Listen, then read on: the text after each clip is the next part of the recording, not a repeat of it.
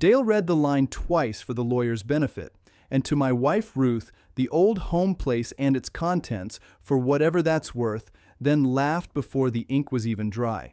It was not a loud laugh, just a short one, through the nose, the kind a man makes when a joke lands exactly where he expected it to. Marlene Talbot Voss did not laugh. She just uncrossed her legs, recrossed them the other way, and looked at her phone like the will was already old news. The lawyer, a heavy-set man named Mr. Bracken, kept reading. The cattle acreage, 410 acres of it, went to Dale and Marlene jointly. The equipment went with it. The 2 tractors, the balers, the stock trailer Earl had bought new in 2019. $40,000 in cash accounts, split even down the middle. And to Ruth, the home place, whatever that was worth. Ruth Talbot sat with her hands folded on her purse and did not move. 60 years old, gray at the temples, a good wool coat she'd owned since Reagan was president. She had buried her husband 6 weeks before, and she had known, sitting in that office with the smell of toner and cold coffee, that whatever came out of Mr. Bracken's mouth next, she would not give this room the satisfaction of a reaction. "Well," Dale said, standing, already reaching for his truck keys. "Guess that settles it." He was 38, broad through the shoulders, like his father had been at that age, but soft now, where Earl had stayed hard. He had a deposit down on a Range Rover already, $8,500, paid the week their father went into hospice, back when everybody in the family had done the math on 400 acres of cattle ground and decided the outcome wasn't really in question. Marlene stood too.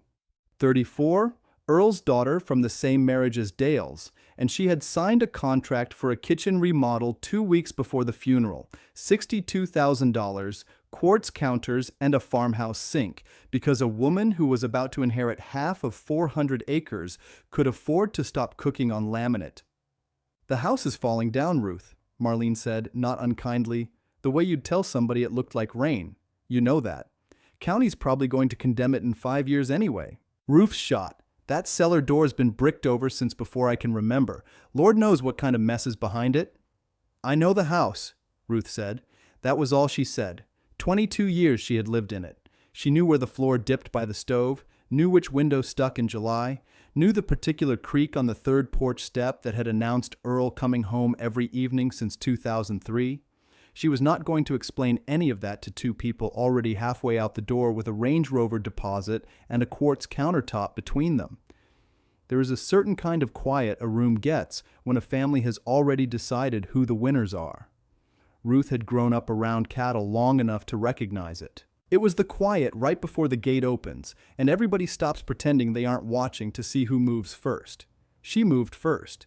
She stood up, thanked Mr. Bracken, and drove herself home in Earl's old Ford, out past the Coal Fork Trestle Bridge where Route 9 narrows down to one careful lane, out to the dead end of Persimmon Ridge Road, where the home place sat exactly as it had for 60 years, leaning a little more than she remembered, waiting. Hollis Creek did not have much to say about the Talbot estate, but it had opinions, and word traveled the way it does in a hollow, house to house, faster than the mail. By the time Ruth had her first box unpacked, half the county already knew Earl Talbot's children had gotten the ranch and the money, and his widow had gotten a house that was, by Marlene's own account, worth a shrug. Ruth did not correct anybody. She had learned a long time ago that explaining yourself to people who've already decided is a waste of good breath. What she did instead, the very first Sunday after the reading, was drive out before church to the back pasture where Earl had kept his old mule, Chester, blind in one eye now and slow in both back legs. A mule Dale had already mentioned twice ought to go to the knacker rather than eat feed all winter for nothing. She fed him first. Then she checked his water. Then she took Earl's barn coat down off the nail by the tack room, the canvas one gone soft and gray at the elbows, and found the seam under the left arm had split clean through. She sat on an overturned bucket in the cold and sewed it by hand, the way her own mother had taught her, small stitches, doubled thread, because a coat that still had good wool in the lining did not deserve to be thrown in a donation bin just because the man who wore it was gone. Nobody had asked her to do any of that.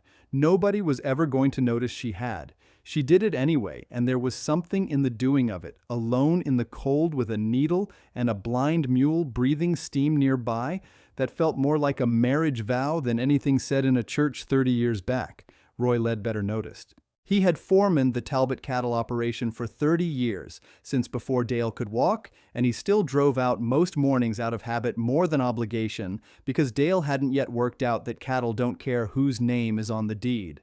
Roy found Ruth on the bucket with the coat in her lap and didn't say anything for a minute. Just leaned on the fence rail and watched. Earl would have liked seeing that, he finally said. He's not around to like anything, Ruth said. Not sharp, just tired. No, Roy agreed. But I am, and I like it. He was 71, weathered the color of old fence posts, the kind of man who said maybe 6 sentences on an ordinary day and made every one of them count. He'd worked for Earl Talbot longer than Earl's own children had been alive to remember it, and in 30 years he had learned the difference between a Talbot who showed up because it looked good and a Talbot who showed up because nobody told them to.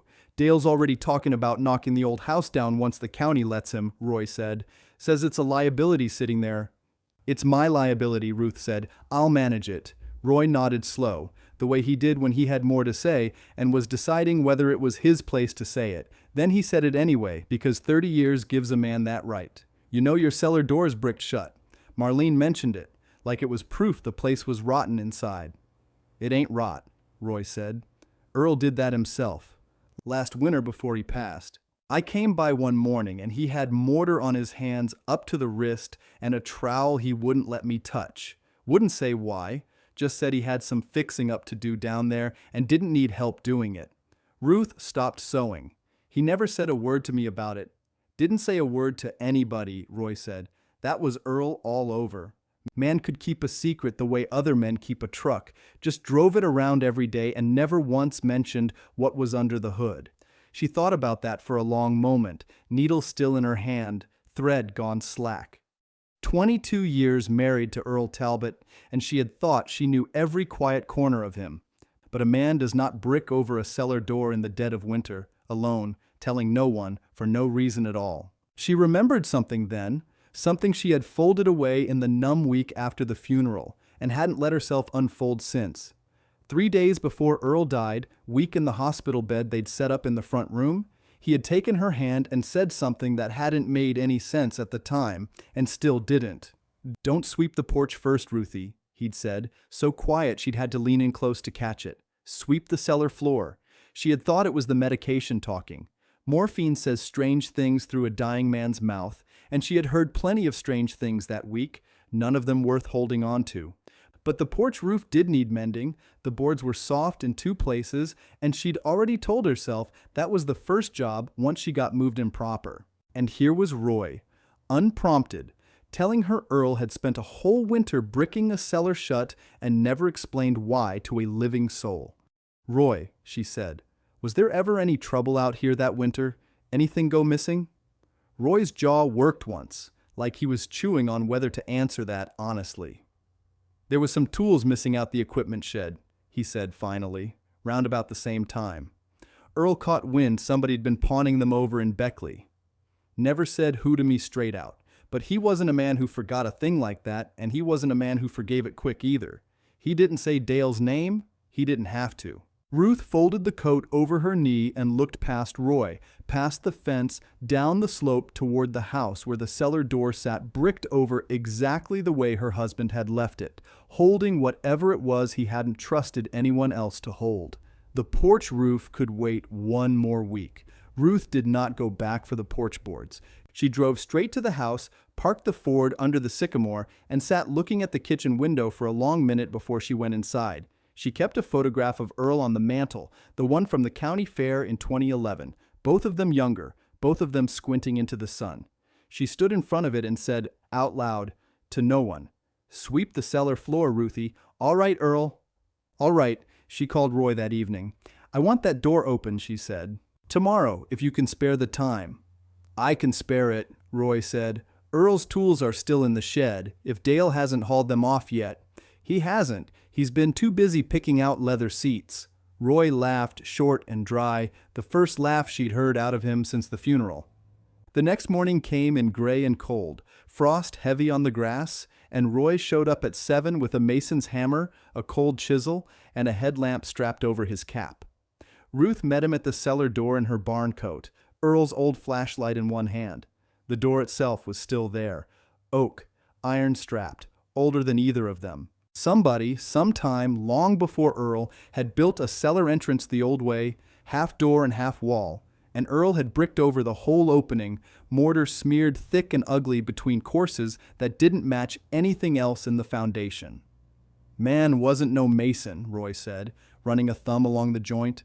"Look how he laid these. Crooked as a dog's hind leg. He did this in a hurry, and he did it alone." "There," Ruth said, pointing. Low on the door itself, where the brick hadn't quite covered the frame, a small mark showed in the wood, burned in, faint, the kind a hot iron leaves. 2 letters, RT. Roy leaned in close with the headlamp. "That's your initials," he said, not his. Ruth touched the mark with 2 fingers. Ruth Talbot, not Earl, not the children, just her. "He branded this door for me," she said, and her voice came out smaller than she meant it to. "Looks that way," Roy said. "He didn't make more of it than that. He just picked up the chisel." It took him the better part of an hour to work one brick loose, tapping careful, not wanting to bring the whole face down on top of them. The mortar had cured hard, but Earl had used common brick, soft and old, salvaged probably from the collapsed spring house out past the barn. The first one came free with a crumble of dust and a sound like a knuckle cracking. Ruth held the flashlight steady while Roy worked a second brick, then a third, until there was a gap wide enough to get an arm through. "Anything?" she asked. Roy reached in, patted along the wall inside. "Cold," he said. "Dirt floor, stone foundation." His hand stopped moving. "Wait." He worked his fingers along one stone low near the base, and it gave, not mortared in like the rest, just set loose in the gap. He worked it out and set it on the ground between them. Behind it sat a tin box, rusted at the seams, about the size of a boot box, wedged into a hollow cut clean into the old foundation. Neither of them said anything for a second. Somewhere out past the fence one of the cattle bawled, and the wind moved through the bare trees along the ridge. "Well," Roy said, "there it is." Ruth reached in and lifted it out herself. It was heavier than she expected, and it rattled, a low metal shift like coins settling. They carried it up to the kitchen table, and Ruth wiped her hands on her apron twice before she touched the latch. It was rusted shut at first, and Roy had to work it loose with the flat of a screwdriver, gentle, patient, the same way he'd worked cattle out of a fence line for 30 years without spooking them. The lid came up with a groan.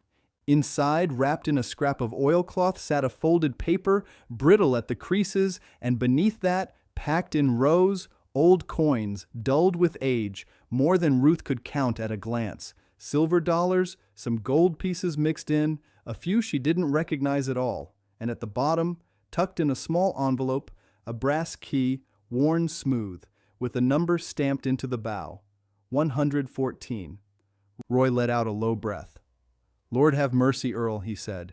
Ruth unfolded the paper with careful hands. It was a survey, hand-drawn, old ink gone brown.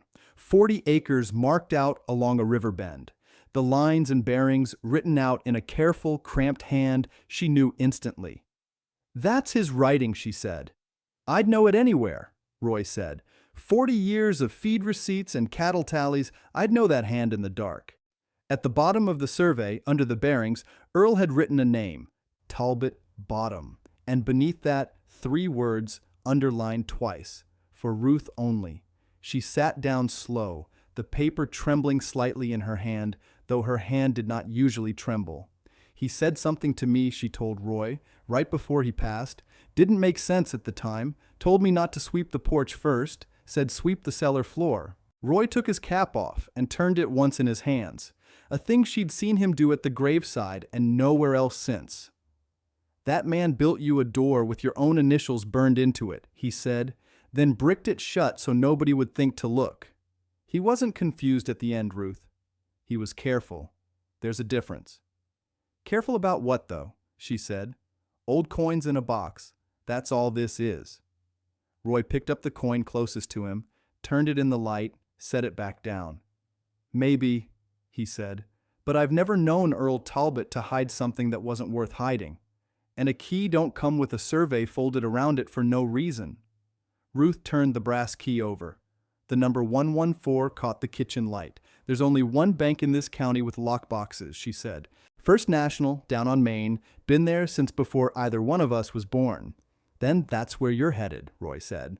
She looked at the coins, the survey, the door standing open behind them with the brick still scattered on the ground, and thought about Dale's Range Rover, the $8,500 he'd already handed over before his father was cold in the ground, and Marlene's $62,000 kitchen, quartz counters ordered off a rendering nobody had built yet. Whatever's behind door 114, she said, I expect Dale already spent it twice in his head. Roy almost smiled at that. He spent the ranch 3 times over already, he said. Man's never once waited on anything in his life. Before she left the kitchen, before she'd even had time to close the tin box back up, a knock came at the door, soft, the kind that didn't expect an answer right away. Ruth found no one on the porch when she opened it, only a paper sack sitting on the top step, and inside it a jar of canned tomatoes, half a loaf of bread, and a $20 bill folded twice, tucked under a note in handwriting that shook a little at the edges. Heard you were back out here on your own. This isn't much. Don't say who from. She stood a long moment holding that $20 bill, worth less than a single coin sitting in the box behind her on the table, and yet it sat heavier in her hand than she expected. Somebody in this hollow still knows how to be decent, she said. Roy looked at the note, then out toward the road, empty both directions. Hollis Creek's got more than one kind of people in it, he said. You just haven't needed the good kind till now. Ruth folded the note and set it on the mantel next to Earl's photograph. Then she wrapped the tin box in a dish towel, set it in the bottom of her tote bag, and told Roy she'd be at First National when the doors opened. She did not sweep the porch that week. The boards stayed soft, the roof stayed patched with a blue tarp Earl had thrown up 2 winters back, and none of it mattered anymore half as much as a brass key stamped with the number 114, sitting warm now in the pocket of her coat. Ruth left Roy at the truck and walked into First National alone. The bank sat on Main Street, brick and white columns, the same building since 1938 by the date carved over the door. The teller was young, maybe 30, name tag said Denise. She looked at the key, then at Ruth. Box 114, Ruth said. I need to see it. You have ID and the death certificate for the account holder? Ruth set both on the counter. Earl Talbot, deceased, 6 weeks now. Denise typed for a minute, frowned at the screen, then looked up. This box isn't under his name, she said. It's under yours. Ruth Talbot. Has been for 4 years. Ruth felt her stomach drop an inch. 4 years? Opened April of that year. Annual fees $45 paid straight through. Somebody kept it current. Roy had come in behind her quiet, cap in his hands. Earl, he said. Paying a bill nobody knew existed. They walked back to the vault room together. Denise turned her master key, Ruth turned hers, and the little door swung open on a long steel drawer. Ruth pulled it out and set it on the table in the private room, and for a second neither of them moved. Go on, Roy said. You came this far. Inside lay a single manila envelope sealed and clipped to the front, a folded sheet in Earl's cramped hand. Ruth's name on the outside. Nothing else in the box. No second box of coins, no surprise. Just paper, and paper can be everything. She broke the seal with a shaking thumb. Inside, a deed.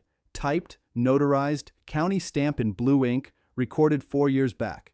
40 acres, Talbot Bottom. Grantee, Ruth Ann Talbot, sole owner. She read it twice before she trusted it. Roy, she said. This says I've owned this land since before he got sick. Since before anybody even talked about a will.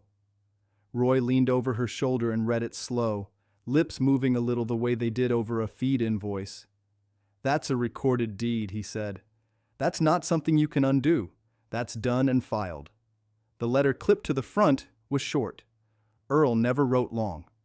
Ruthie, if you're reading this, you finally swept the floor. I bought Talbot Bottom back in your name only, quiet, so nobody could touch it or talk you out of it. Dale doesn't know. Don't let him make you feel small over a house. You were never getting the house. You were getting the river. Ruth pressed the letter flat against her chest for a second, the way you'd hold a hand that wasn't there anymore. He knew, she said. He knew exactly what he was doing. Man never did anything by accident in his life, Roy said. Not once in 30 years. Denise had stepped back to give them room, but she cleared her throat gently from the doorway. Mrs. Talbot, she said, I probably shouldn't say this, but I will anyway. That's riverfront acreage down at the bend. Ridgeline Distillery's been asking around the courthouse about it for 2 years, trying to expand their barrel house. Ruth looked up, asking who? Everybody. My uncle does title work. Says Ridgeline offered a neighboring parcel owner $4,000 an acre just for right-of-way. 40 acres like that, with river frontage, could run 600, 650 easy, maybe more once they see it's got clean title. Roy let out a low whistle. $650,000, he said, slow, like he wanted to hear it land in the room. For dirt Dale never once rode a horse across. He rides through it plenty, Ruth said. Just never noticed it. They thanked Denise, and Ruth carried the envelope out to the truck pressed against her ribs like it might blow away. She did not smile, not yet. Coins in a box felt like luck. A deed felt like a debt owed, finally paid, and debts don't make a person want to celebrate. They make a person want to sit quiet for a minute.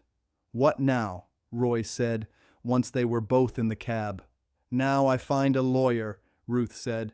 Before Dale finds out some other way, she should have moved faster. Word in Hollis Creek travels through the bank same as the church, and Denise's uncle mentioned the deed to a courthouse clerk over coffee 2 days later, not meaning harm, just making conversation the way small towns do.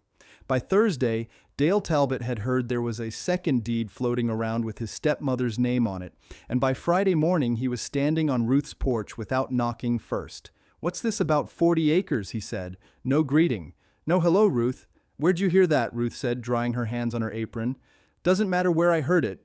Is it true?" "It's recorded at the courthouse, Dale. Anybody with $2 and a Tuesday afternoon can go look." His jaw worked. "That land runs along our fence line. That's Talbot land." "It was Talbot land," Ruth said. "Now it's mine. Has been for 4 years, longer than your daddy's been in the ground. That's not possible. Dad would have told me. He told me instead." Dale's face went the color it went at the will reading, red climbing up from the collar. "You manipulated a sick old man," he said. "That's what this is. You had him sign something while he was full of morphine and couldn't see straight." Ruth didn't raise her voice. She never did. "The deed's dated 4 years ago, Dale. Your father was walking his own fields that spring.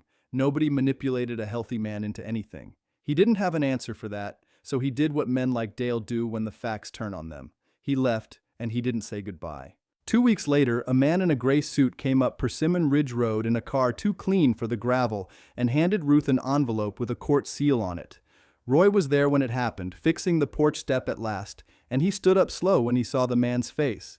"Ruth Talbot," the man said, "that's me. You've been served. Partition sale petition, filed by Dale Talbot and Marlene Talbot Voss. Hearing set for the 14th, Hollis Creek Courthouse." Ruth took the papers and read the first page standing right there on the porch, the wind moving through the yard, Chester the mule watching from the pasture fence like he understood something was wrong. "They're asking the court to force a sale," she said. "Whole home place. Says I don't have clear right to hold it alone on account of the estate not being fully settled." Roy set down his hammer. "That's the whole point of what Earl did," he said. "Talbot Bottom was never in the estate. It's not theirs to petition over." "They don't know that yet," Ruth said. "Not officially. Not in front of a judge." "Then you tell the judge," Roy said. "That's what the 14th is for." Ruth folded the papers along their crease, careful, the same way she'd folded Earl's letter. 14 days. She had 14 days to get a lawyer, get the deed certified, and stand in front of a judge who'd never heard of Talbot Bottom, next to 2 people who'd already spent money that was never fully theirs to spend. "Roy," she said, "how much you figure a good lawyer runs out here?" "Loretta Combs. Over in Beckley, she does estate work. Charges by the hour. Maybe 200, 250, but she's sharp and she doesn't lose to lazy men." "Call her," Ruth said. "Tell her I've got a recorded deed, a letter in my husband's own hand, and 14 days. Roy nodded once, picked his hammer back up, then set it down again. "One more thing," he said. "Dale ever find out what's in that tin box?" "The coins?" "Not yet," Ruth said. "And when he does, it won't matter half as much as what's in this envelope right here." She looked out past the fence, toward the ridge, toward the river she now owned every foot of, and felt something steady settle into her chest for the first time since the reading of the will. 14 days, she said again, quieter this time, mostly to herself. "All right, Earl. I heard you the first time. I'm not stopping now." Loretta Combs kept an office over the hardware store in Beckley, up a narrow stairway with a rail worn smooth by 40 years of hands. Roy went first. Ruth followed with the envelope pressed flat against her ribs, same as she'd carried it out of the bank. Loretta was maybe 50, gray streaked through dark hair, glasses pushed up on her head instead of on her face. She didn't waste time on pleasantries. "Show me what you've got," she said. Ruth laid it all out on the desk. The deed, Earl's letter, the tin box photograph Roy had taken on his phone, coins fanned out across the kitchen table. Loretta read the deed first, slow, finger tracing the recording stamp. "County recorded this April, 4 years back," she said. "That's not a rumor. That's a fact stamped in blue ink." "Dale says I manipulated Earl into it," Ruth said. "Was Earl sick 4 years ago? Healthy as a mule. Worked cattle that whole spring." Loretta set the deed down. "Then there's no manipulation claim that survives 5 minutes in front of a judge. This land wasn't his to leave you. It was already yours." She looked up. "You understand what that means for their petition? Roy says it doesn't apply." "Roy's right." Loretta almost smiled. "You can't force partition of land you never owned a share of to begin with. Talbot Bottom was never part of Earl's estate.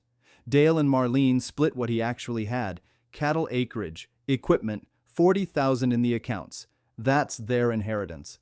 This," she tapped the deed, "was never on the table." Ruth let out a breath she'd been holding since Beckley. "Then why serve me papers at all?" "Because right now, on paper, all anybody official knows is a deed exists with your name on it. Dale's lawyer is betting you won't have this ready in time, betting you'll fold before the hearing, or that a judge unfamiliar with the file might lump everything together." Loretta leaned back. "We're going to make sure that doesn't happen." Roy had been quiet, turning his cap in his hands. Now he spoke. "Tell her the other thing, Loretta. About the tools." Loretta glanced at him, then at Ruth. "You know about that?" "Roy's mentioned Earl building a door with my initials," Ruth said. "Never got the whole story." Roy set his cap on his knee. 2 winters back, before Earl got sick, some tools went missing out of the equipment barn. Good tools. A skid steer attachment, a chainsaw, couple of come-alongs. Earl didn't say much, just started locking the barn at night, which he'd never done in 30 years. He paused. Then a pawn shop over in Oak Hill called him, recognized his brand burned into the chainsaw handle, said a young fella'd brought it in. Ruth's stomach went tight. Dale. Earl drove over himself. Paid to get his own tools back rather than call the sheriff on his son. Never told Dale he knew. Just quietly started keeping things closer after that. Roy looked at her steady. That was the same winter he bricked the cellar. I always figured the two things sat close together in his mind, even if he never said the words out loud.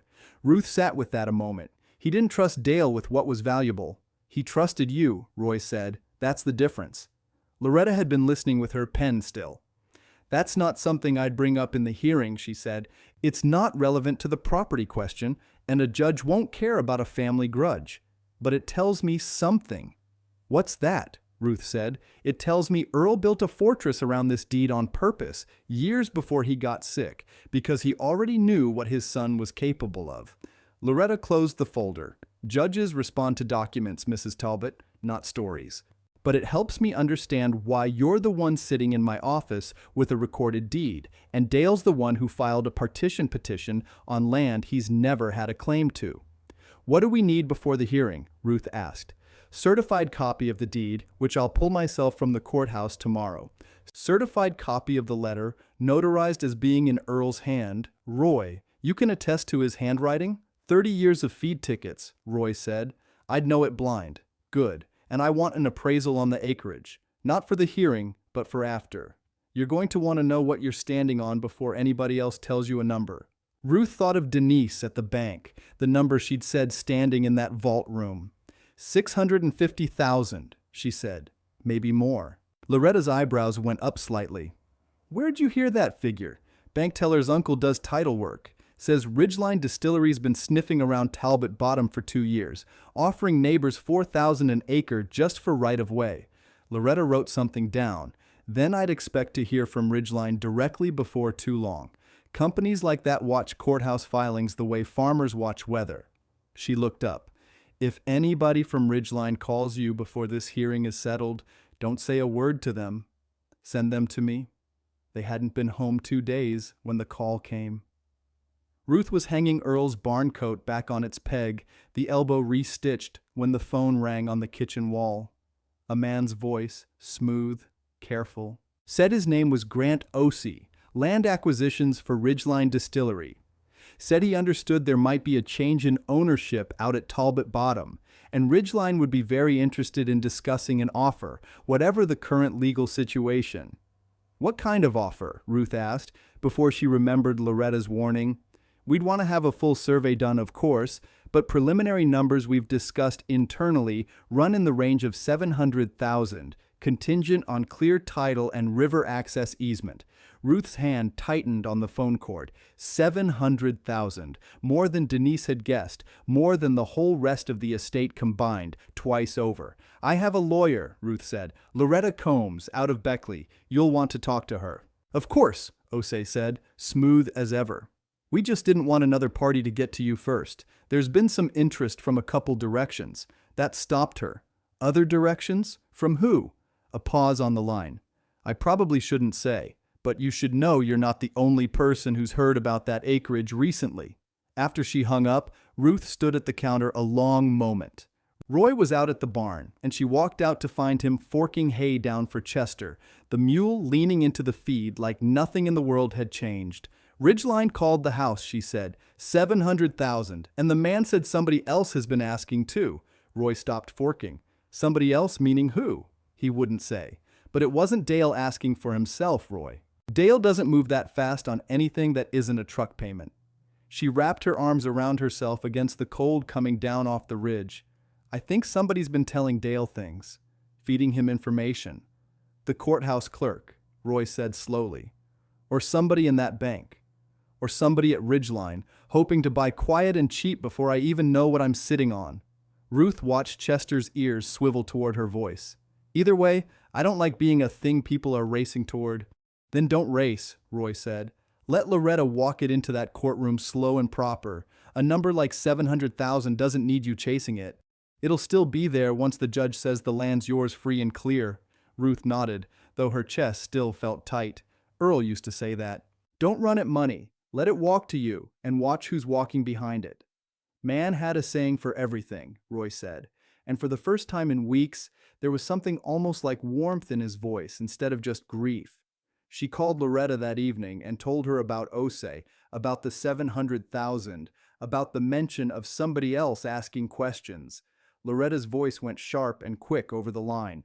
Don't take a single call from that man again, she said. Route everything to my office. And Ruth, if somebody's been talking to Dale, feeding him information ahead of the hearing, I want to know who.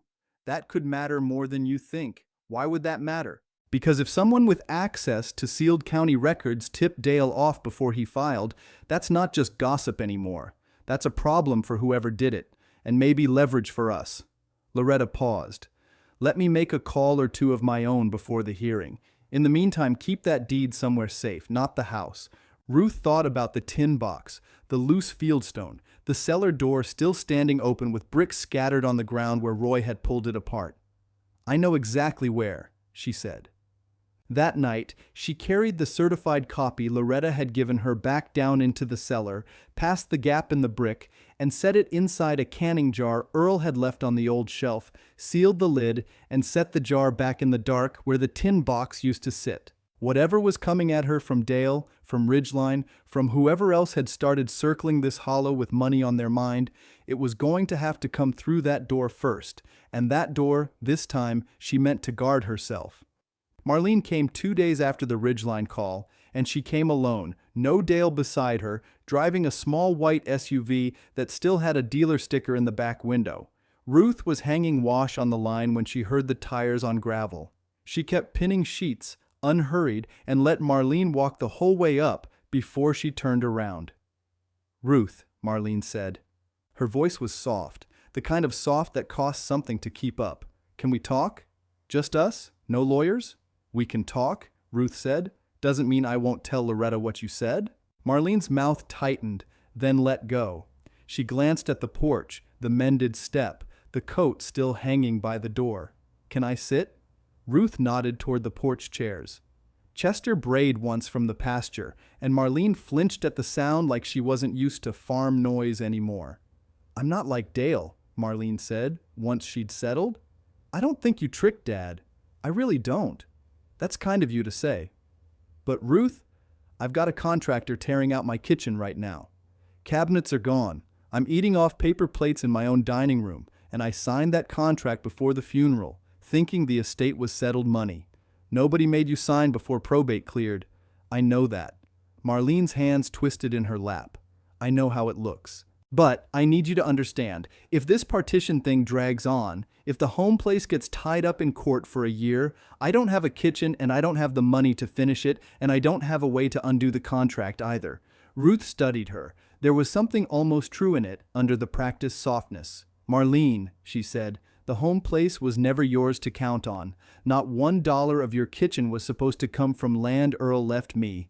But Dale said Dale says a lot of things." Ruth folded her hands. "Did Dale tell you where he heard about Talbot Bottom, before you two ever filed anything?" Marlene's eyes flickered. Just a beat, but Ruth saw it. "He said it came up at the courthouse. Some clerk mentioned a deed. That's what he told me too." Ruth kept her voice even. "You believe that's really how it happened?" "I don't know how it happened," Marlene said, and for the first time she sounded less rehearsed. "I just know Dale had a number in his head before we ever filed. He said, 'Don't worry, it's worth more than people think.' He said that before any papers went in." Ruth filed that away quiet, the way she'd learned to file things since Earl died. "Thank you for telling me that." "I didn't tell you anything," Marlene said quickly. "I don't want to be part of whatever's between you and Dale. You are part of it. Your name's on the petition, same as his." Marlene stood, smoothing her jacket, some of the softness draining back into something more careful. "I just came to ask if there's any way to settle this without a hearing, some number that works for everybody." "There isn't," Ruth said. "Not one that starts with you two owning something that was never yours." Marlene left the way she came, quiet, the dealer sticker catching sun as the SUV backed down the drive. Ruth stood on the porch a long moment after, turning over Marlene's slip. Dale had a number in his head, before they ever filed. She called Loretta that evening from the kitchen phone, cord stretched to the window so she could watch the ridge go dark while she talked. "Marlene came by," Ruth said, "not asking to settle exactly, asking if there was any way around a hearing. And," she let something slip, "said Dale had a number in his head before they filed the petition, before the courthouse gossip, if you believe there ever was courthouse gossip." Loretta was quiet a second. "That matches something I turned up yesterday. I was going to call you tonight anyway." "Turned up what?" "I made some calls to Ridgeline. Told them I was Dale's stepmother's attorney, needed to understand any prior contact regarding Talbot Bottom, since it might be relevant to a pending court matter. Their in-house counsel got very careful very fast." Ruth pressed the phone tighter to her ear. "Careful how?" "Careful like a company that already has a document it doesn't want a judge reading." Loretta's voice had an edge now, the kind Ruth had come to trust. "Turns out Grant O.C. met with Dale Talbot 3 weeks before Dale ever filed the partition petition. Dale told him he expected to control the whole home place, cellar acreage included, once the estate finished settling. Told O.C. he'd be able to deliver river frontage." Ruth's stomach dropped, slow, like a bucket down a well. Dale was already selling it, before he even asked a judge for it. Not selling, not yet, but he signed a letter of intent, non-binding, his lawyer will say. Still, it's Dale's signature, promising 40 acres he never owned 1 inch of, dated 3 weeks before the petition. Why would Ridgeline hand that over to you? "They didn't hand it over gladly," Loretta said. "I told them a judge would want to know if a party petitioning for partition had already tried to option the same land to a third party in bad faith. Companies like Ridgeline don't want their name anywhere near a fraud question. They faxed me the letter within the hour." Ruth looked out the window at the barn, dark now, Chester's shape barely visible against the fence rail. So Dale knew the land was worth something. Knew it before he ever pretended he was blindsided on my porch. "That's exactly what it shows," Loretta said. "And it does something else too. It tells the judge Dale wasn't confused about ownership. He knew Talbot Bottom wasn't settled family land. He tried to sell a promise on it anyway. Roy said Earl locked the barn on Dale once," Ruth said. Chainsaw showed up in a pawn shop. I keep thinking about that. I'm not using that in the hearing, Loretta said. Told you already, it's not relevant testimony. But you and I both know it's the same story wearing a different coat. Man sees something isn't nailed down, and he takes it. Ruth was quiet a moment, the phone cord looped around her finger. What happens with the letter of intent? It goes in as an exhibit. Shows the petition was filed in bad faith, with prior knowledge of value, by a party who'd already tried to leverage land he had no legal claim to. That doesn't just weaken their case, Ruth. That could open Dale up to sanctions. Maybe worse, depending how the judge reads intent. Worse how? Attempting to convey property you don't own, in writing, to a company willing to pay real money for it, starts looking a lot like fraud. I'm not saying that's where this goes. I'm saying it's in the room now, and Dale doesn't get to UN ring that bell. Ruth sat with that. Outside, the wind picked up along the ridge, rattling the old storm window Earl had never gotten around to replacing.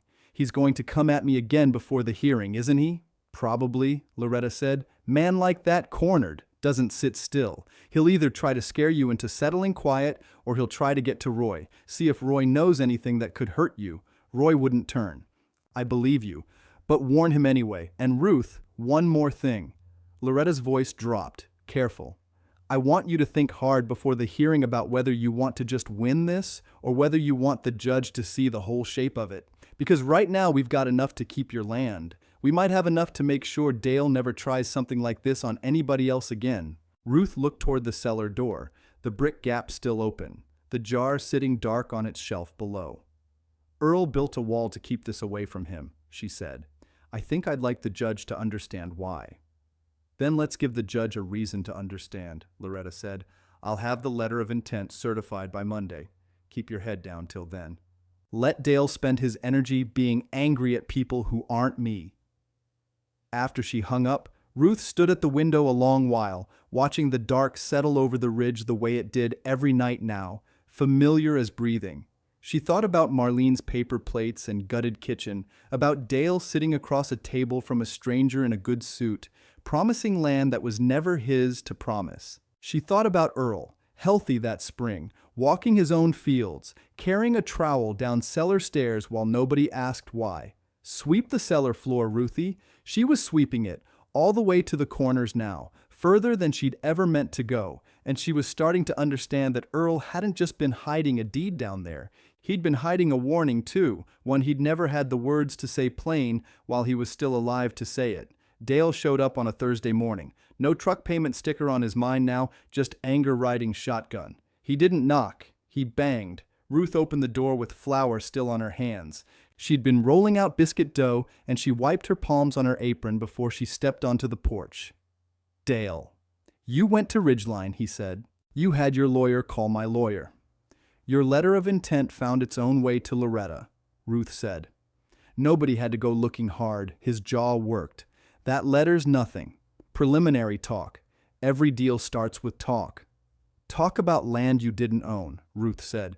3 weeks before you filed papers saying you were surprised by its value, you don't know what I knew and didn't know. I know what's on the page, Dale.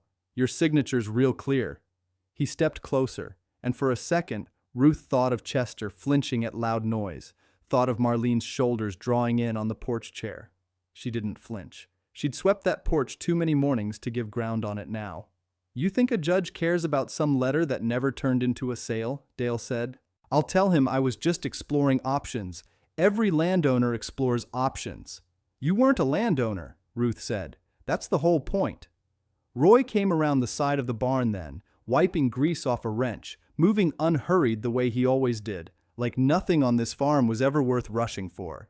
He stopped a few feet off, close enough to be seen, far enough to not crowd it. Everything all right up here? Roy said. Not really a question. This is between me and her, Dale said. She's on her own porch, Roy said. Makes it my business too. Dale looked at him a long moment, something calculating behind his eyes.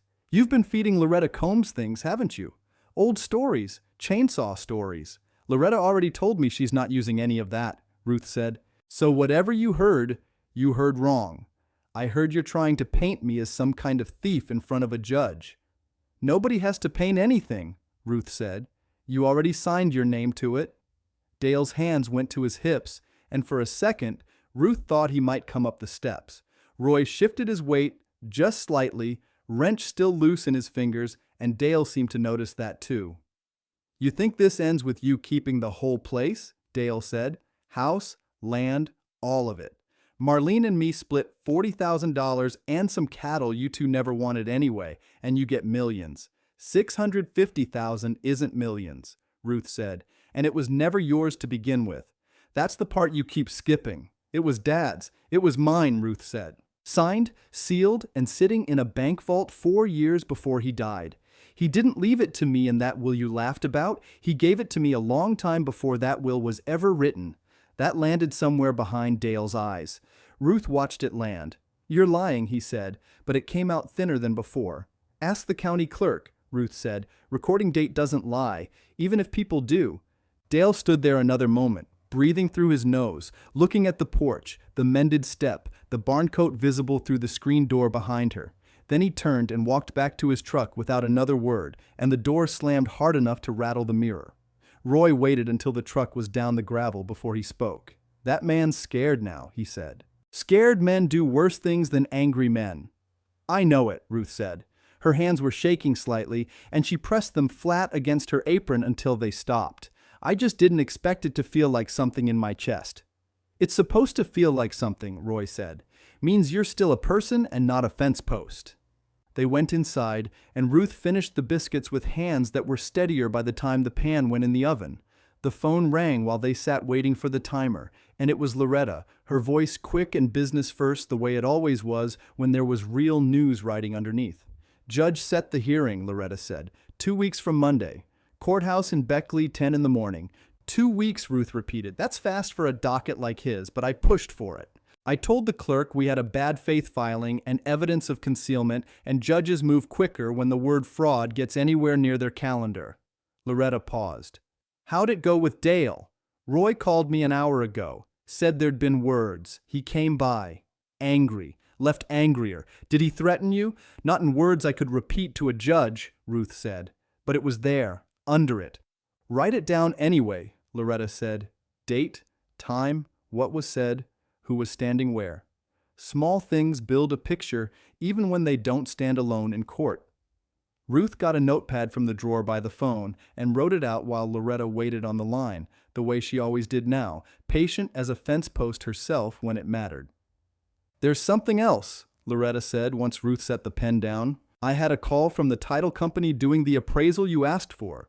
And Talbot Bottom isn't just riverside pasture like you thought. There's an old survey marker at the north corner that puts part of it against the Coal Fork Rail Spur easement. Ridgeline's been trying to buy access to that spur for 2 years and getting nowhere with the county. Your 40 acres happens to sit exactly where they need it." Ruth sat down slow at the kitchen table. "So it's not just land they want. It's the last piece of a puzzle they've been trying to solve since before Earl passed," Loretta said. "Which tells me their first offer wasn't their real number. Companies don't lead with their ceiling, Ruth. They lead with a number that sounds generous, so you stop looking further." "Then what's the real number?" "I don't know yet, but I'd bet good money it starts with an 8, maybe higher, once they understand you're the only thing standing between them and that spur." Loretta's voice had an edge of something almost like satisfaction now, "which is exactly why I don't want you saying one more word to OC or anybody from that company before this hearing's done. Let them sweat. Let Dale sweat too, now that he knows the recording date beats his petition by 4 years. "He knows," Ruth said. "I told him this morning."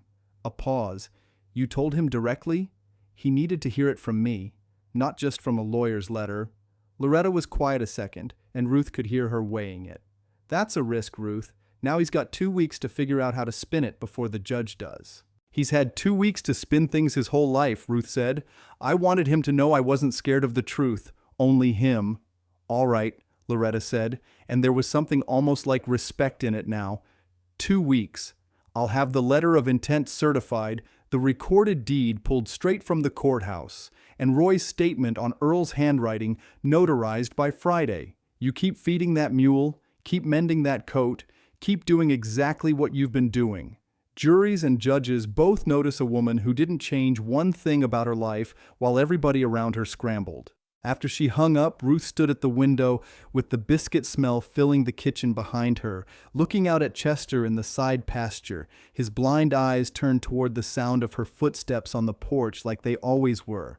2 weeks. She thought of the cellar door, patched now with new brick, where Roy had reset what he'd pulled apart, the gap still visible if you knew where to look. She thought of Earl's hands laying mortar in the cold, alone, telling no one why, protecting something he must have known his own son would come looking for eventually. Sweep the cellar floor, Ruthie. She was almost to the bottom of it now. 2 weeks, and whatever was still hiding in the dark corners of this fight would have nowhere left to hide either. That evening Roy stayed for supper, same as he had most nights since the funeral, and over biscuits and beans he told her something new, something he hadn't said before. "There's one more thing about that winter," he said. "The one Earl bricked the cellar." Ruth set her fork down. "What thing?" "I never told you because it didn't seem to matter till now." Roy turned his coffee cup slow in his hands. "Week after he finished that brickwork, Earl drove into Beckley by himself. Told me he had banking to do, came back with a lockbox key on his ring that hadn't been there before, and he never took that key off again long as he lived. Wore it right next to his house key till the day he died." Ruth felt something settle in her chest. Quiet and certain. He wanted it close, she said. Even after it was locked away safe, he still wanted it close. Man was already sick by then, Roy said.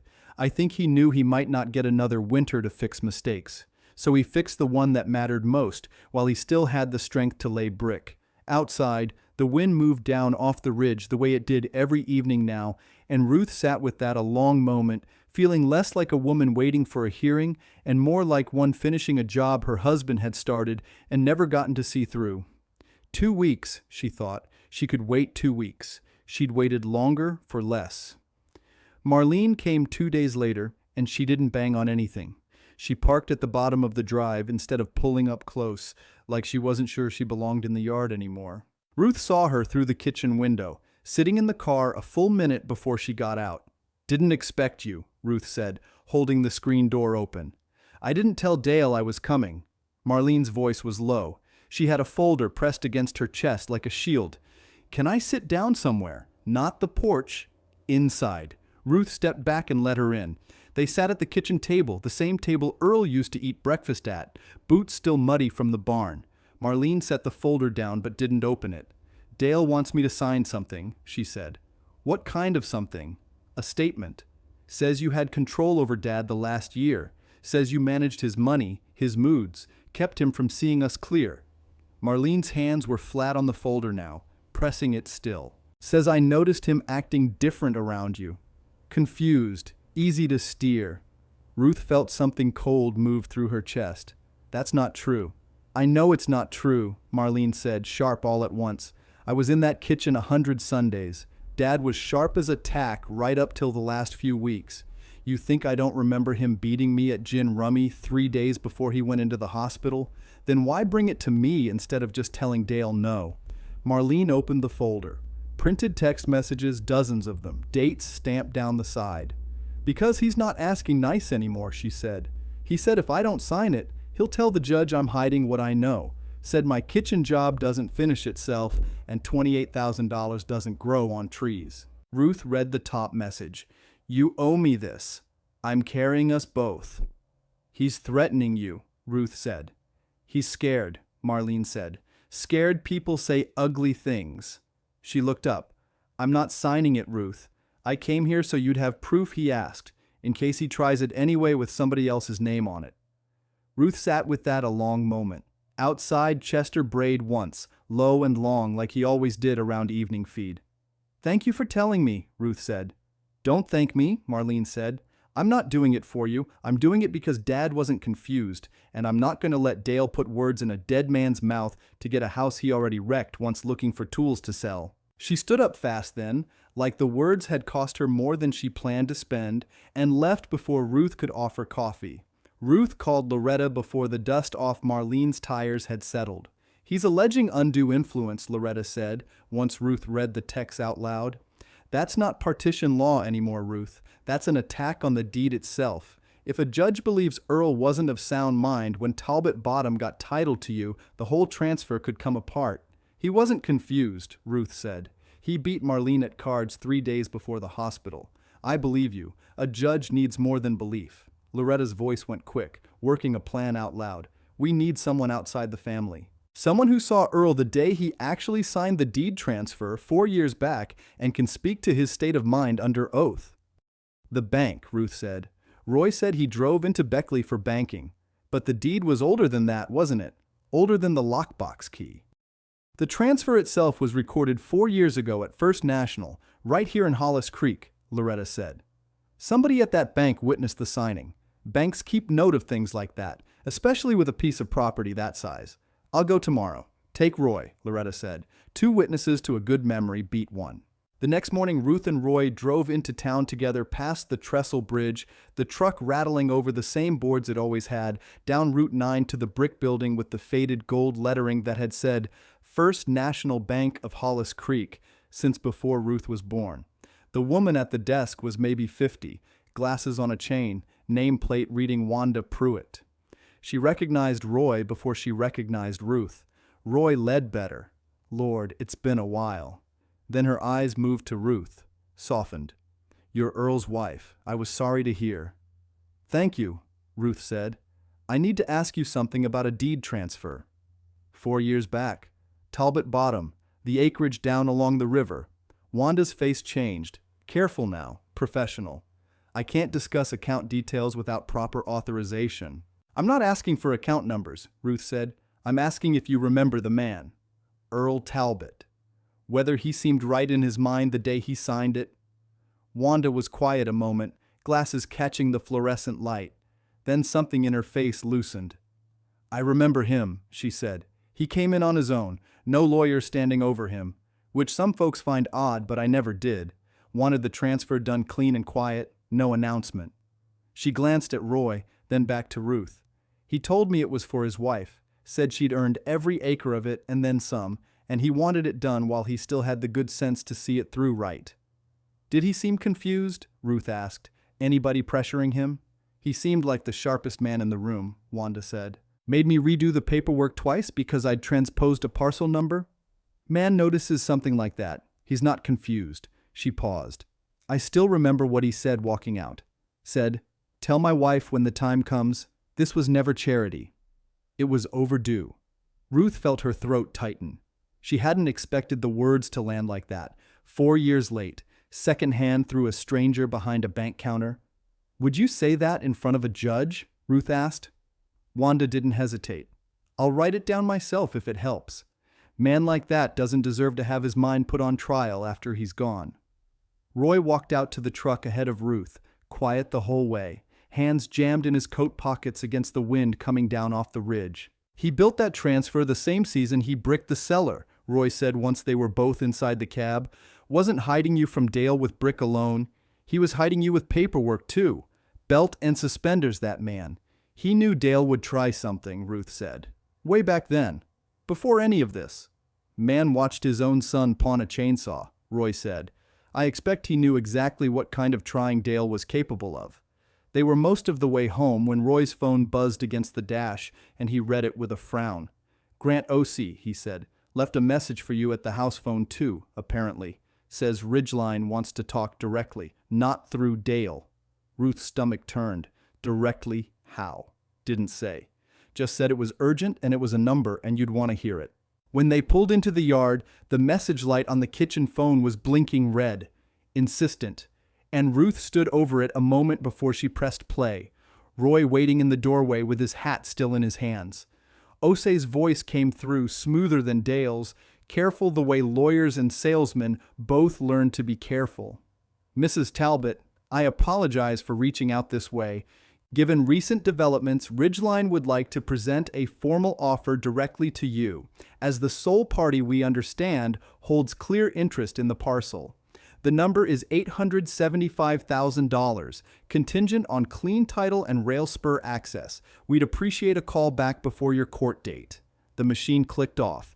Ruth stood very still, staring at the phone like it might say more if she waited. $875,000, Roy said behind her. Loretta called it close. She called it close, Ruth said. She didn't call it exact. She sat down slow at the table, same chair Marlene had sat in 2 days before, the folder of ugly texts still sitting where she'd left it. Roy, why would they call me now? Before the hearings even settled.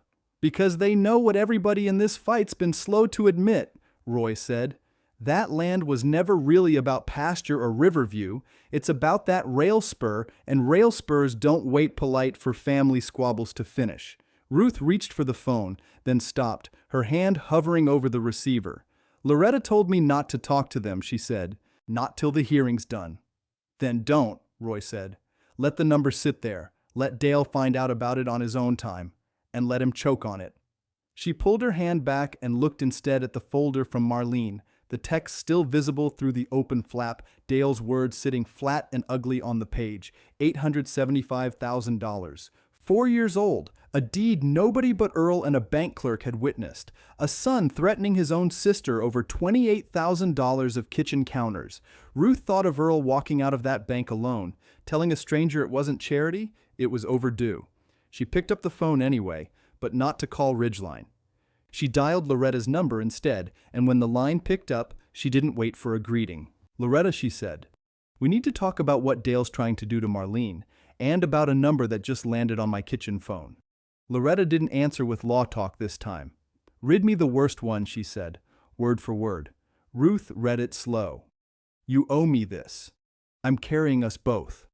Loretta went quiet a beat. That's not a legal argument, she said. That's a threat with his sister's paycheck. Send me a photo of every page. Tonight. I will. And the number. 875. Don't call them back. Don't confirm you got the message. Let it sit. Roy already told me that. Roy's smarter than half the lawyers in this county, Loretta said, and hung up before Ruth could laugh. She sent the photos from the kitchen table, Roy leaning over her shoulder reading the screen upside down, squinting. Man's getting sloppy, he said, threatening in writing. Earl never put a hard word on paper in his life. Earl put everything else on paper, Ruth said, just not hard words. She looked past Roy, out the window, toward the barn where the cellar door sat patched and waiting. Something about the bank, about Wanda's voice saying, tell my wife it was never charity, kept pulling her back there. I want to look at that door again, she said. Roy set his coffee down. Which door? The cellar. I never really looked at the wood itself, just the brick. They walked out together, past Chester, dozing in the last of the afternoon light, down to the low door set into the hillside behind the barn, new mortar pale against the old stone. Roy had reset the frame straight, but the door itself, thick oak gone silver with age, still hung on its original hinges. Ruth crouched and ran her hand along the bottom corner, where the wood had darkened over the years from damp and smoke off the old stove flue that used to vent nearby. Something caught under her fingers, not rot, a shape. Roy, bring the flashlight. He was back in a minute, beam cutting low across the grain. There, burned faint into the wood, half swallowed by weathering, 2 letters, R.T. Ruth traced them with one finger. Not E.T., she said, not his.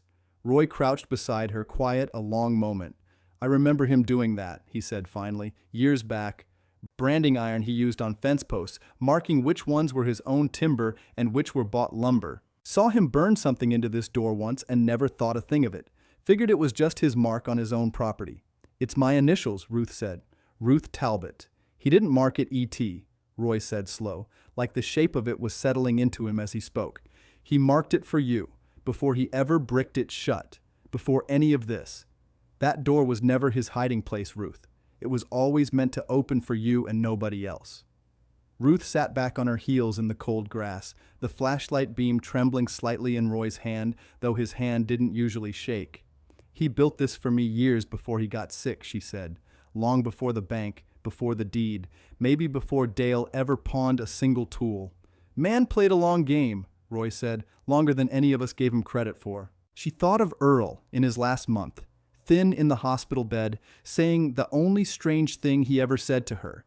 Don't sweep the porch first, Ruthie. Sweep the cellar floor. Not a riddle. Directions.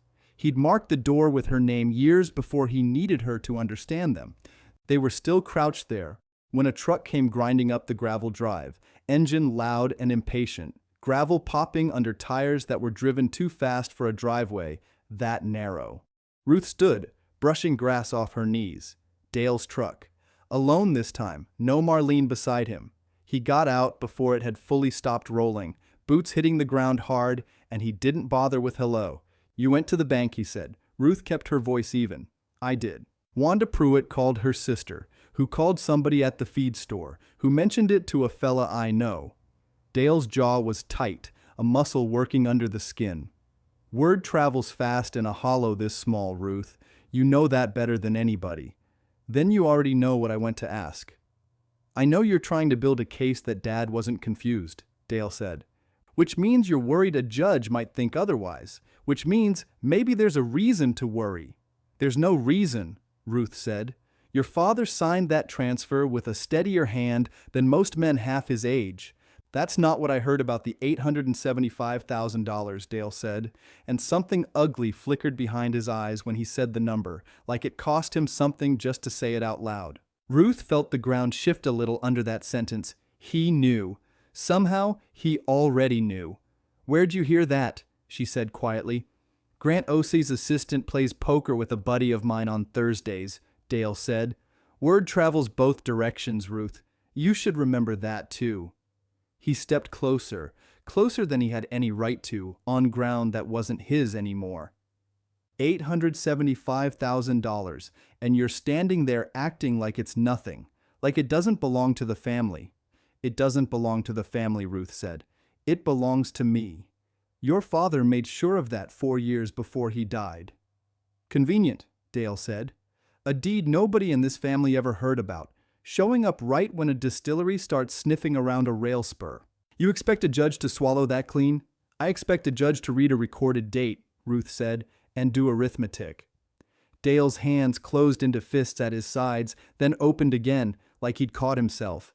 He looked past her, at Roy, at the cellar door standing open behind them, patched brick pale in the fading light. "What's that?" he said, nodding at it. "Digging around down there again?" "Looking at what your father built?" Ruth said. "He built a hole in the ground and bricked it shut," Dale said. "That's not building, that's hiding." "He hid it from you," Roy said, speaking for the first time, voice flat and hard in a way Ruth rarely heard from him. "Same week he found out you'd pawned 2 chainsaws and a generator out of his own barn, Dale. Might want to sit with that a minute before you go calling anybody else a hider." Dale's face went red, then pale, then something harder underneath both. "That was years ago," he said. "I paid that back." "Some of it," Roy said. "Not all." For a moment nobody spoke. Wind moved through the bare trees along the ridge, and Chester shifted his weight somewhere behind the barn, hooves knocking soft against packed dirt. "I'm filing an emergency motion," Dale said finally, voice tighter now, like the ground had moved under him too and he needed something solid to stand on, asking the judge to move the hearing up. 2 weeks is too long to let you sit here building a case nobody can verify. You can ask," Ruth said. "Loretta will answer." "Loretta." Dale said the name like it tasted bad. "You hired a lawyer with your dead husband's money to fight his own children." "I hired a lawyer with my own money," Ruth said, "to fight 2 people trying to take a house I already own free and clear, and land your father titled to me before either of you were old enough to spend an inheritance you hadn't earned yet." Dale stared at her a long moment, something working behind his eyes that looked almost like fear now, underneath all the anger. "Marlene's scared of you," he said, changing direction suddenly. "She won't say it, but she is. Coming here alone, telling you things she should have kept between family." "Marlene's not scared of me," Ruth said. "She's scared of what you asked her to sign." That landed. Ruth watched it land, watched something flicker and drop in Dale's face, quick as a shadow crossing a field. "I never asked her to sign anything," he said, but his voice had lost its edge. "She showed me the messages, Dale," Ruth said quietly, word for word. "You owe me this. I'm carrying us both." "You want a judge reading those out loud in open court?" Dale didn't answer. He looked for just a moment like a much younger man, the one Ruth remembered from years back, before the Range Rover deposit and the pawned chainsaws, before all of it, a boy standing in his father's shadow, trying to figure out how to matter. "File your motion," Ruth said, and her voice had gone soft now, not cruel, just certain. Ask the judge to move things up. I'll be ready whenever he says. I've got the recorded deed, a bank officer's sworn word, and your own sister's proof of what you tried to make her sign. 2 weeks or 2 days, Dale, makes no difference to me. He got back in his truck without another word, and the engine turned over rough, like even the machine was reluctant, and he pulled out of the yard faster than he'd come in, gravel spitting behind the tires. Roy watched the dust settle over the drive. He's not filing that motion to speed things up, he said. He's filing it because he's scared of what 2 more weeks might turn up. Let him be scared, Ruth said. She looked back at the cellar door, at the faint burned letters catching the last of the light. Earl marked this door with my name years ago, Roy, long before any of us knew what was coming. Man saw further down the road than the rest of us combined, Roy said. Ruth reached out and touched the initials once more, cool wood under her palm, and for the first time since the will reading, she didn't feel like a woman standing in somebody else's shadow. She felt like a woman standing exactly where her name had always said she belonged. 2 weeks, she said, or 2 days. Let's see which one he picks. Roy walked her back inside, and the phone was already ringing again before she'd hung her coat. Loretta didn't waste time on hello. Dale filed, she said. Faster than I figured. Judge granted it too. Hearings moved up. 5 days, not 2 weeks. Ruth sat down hard in the kitchen chair. 5 days. That's the easy part, Loretta said. He attached something, an affidavit, from a doctor. Ruth's stomach dropped. Whose doctor? Earl's, Loretta said. A Dr. Sherrod. Says she treated him 18 months before he signed that transfer. Says her chart notes mild cognitive concerns. Word for word. Ruth pressed her hand flat against the table like she needed something solid under it. Earl never mentioned any Dr. Sherrod. He saw her twice, Loretta said. Referral visit. Some memory screening his regular doctor ordered after he complained about headaches. Dale's lawyer dug it up from an insurance claim. Headaches, Ruth said. That's it. That's the whole thing. It's enough to put in front of a judge, Loretta said. Enough to make Wanda's testimony look like one side of a coin. Dale's going to argue the deed came right in the window when Earl's mind might have been slipping. Doesn't matter if it's thin, judges have to weigh it. Roy had come to stand in the doorway, hat still in his hand, listening with his jaw set tight. What do we do? Ruth said. We find Earl's regular doctor, Loretta said. The one who ordered the screening in the first place. I want to know what that screening actually said. Not what Dale's lawyer wants it to say. You think it came back clean, Ruth said. I think a man who transposes parcel numbers into the right answer and remembers doing it doesn't sound like a man failing a memory test, Loretta said. But I want it in writing, not guessed at. Ruth wrote the name down on the pad by the phone. Dr. Sherrod. Underneath it, in Roy's blockier hand, another name he leaned over and added himself. Dr. Combs, Roy said. That's who Earl actually saw regular, down in Millport. Sherrod was just the specialist he sent him to once. Man complained about his own doctor the whole drive home, said the questions were insulting. Insulting how? Ruth asked. Asked him what year it was, Roy said. Asked him to count backward from 100 by sevens. Earl did it in about 4 seconds flat and told the woman she could have picked a harder number. Roy almost smiled at the memory, though his eyes stayed hard. Came home grumbling the whole trip. Said if that was a test for old men losing their minds, half the county'd fail it, just from being irritated. That story needs to be on paper too, Loretta said, when Ruth repeated it into the phone. Roy needs to give me a written statement, today if he can. I can, Roy said when Ruth passed it along. Good, Loretta said. And Ruth, I want you to call Dr. Combs's office first thing tomorrow. Ask for the full screening results. Not a summary, the actual numbers. They're allowed to give me that? Ruth asked. You're his widow and his medical proxy was still active when he died, Loretta said. You're allowed. They might be slow about it, but you're allowed. Ruth hung up the phone and sat with her hands flat on the table a long moment, staring at the 2 names written one under the other. Sherrod, Combs, a specialist who saw Earl twice for headaches, and a doctor who'd known him for years and thought a memory test was practically an insult to the man's intelligence. 5 days, she said again, mostly to herself. 5 days is enough, Roy said, long as we spend every one of them working instead of worrying. She looked at him. You scared, Roy? I'm annoyed, Roy said. Man spends 30 years watching Earl run this place sharper than anybody twice his age. And now some lawyer wants a judge to believe 2 headache visits undo all of it. He set his hat down on the table, which he never did, and that told Ruth more than his words had. No. I'm not scared. I've just got no patience left for people trying to rewrite a man after he's gone. They drove to Millport the next morning, the 2 of them in Roy's truck, past the trestle bridge where the river ran low and brown under old iron, out along Route 9 until the hollow opened up into wider fields and a strip of low brick buildings that passed for downtown. Dr. Combs's office sat between a hardware store and an insurance agency, a small brass plaque by the door gone green at the edges. The receptionist recognized Roy before she recognized Ruth, which didn't surprise Ruth at all, given how long Roy had lived in this county. Mrs. Talbot, the woman said once Ruth gave her name. I'm sorry about Earl. He was a fixture in this waiting room for 30 years. Always had a joke for whoever was behind this desk. I need his records, Ruth said. Specifically anything from the memory screening Dr. Combs ordered. There's a court hearing in 5 days. The woman's face changed. Careful now, the way people get when a request turns into something with weight behind it. I'll need you to fill out a form, she said. But let me get the doctor. He'll want to talk to you himself.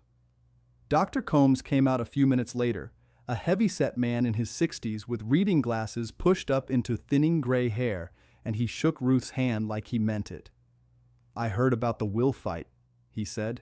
Small county. Word travels. Word travels both directions, Ruth said, echoing Dale without meaning to.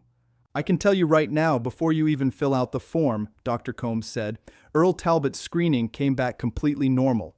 Perfect score, if I remember right. I only sent him to Sherrod because his headaches worried me, and a specialist likes to rule things out properly. She agreed with me. Migraines, tension, probably stress from the farm, nothing else.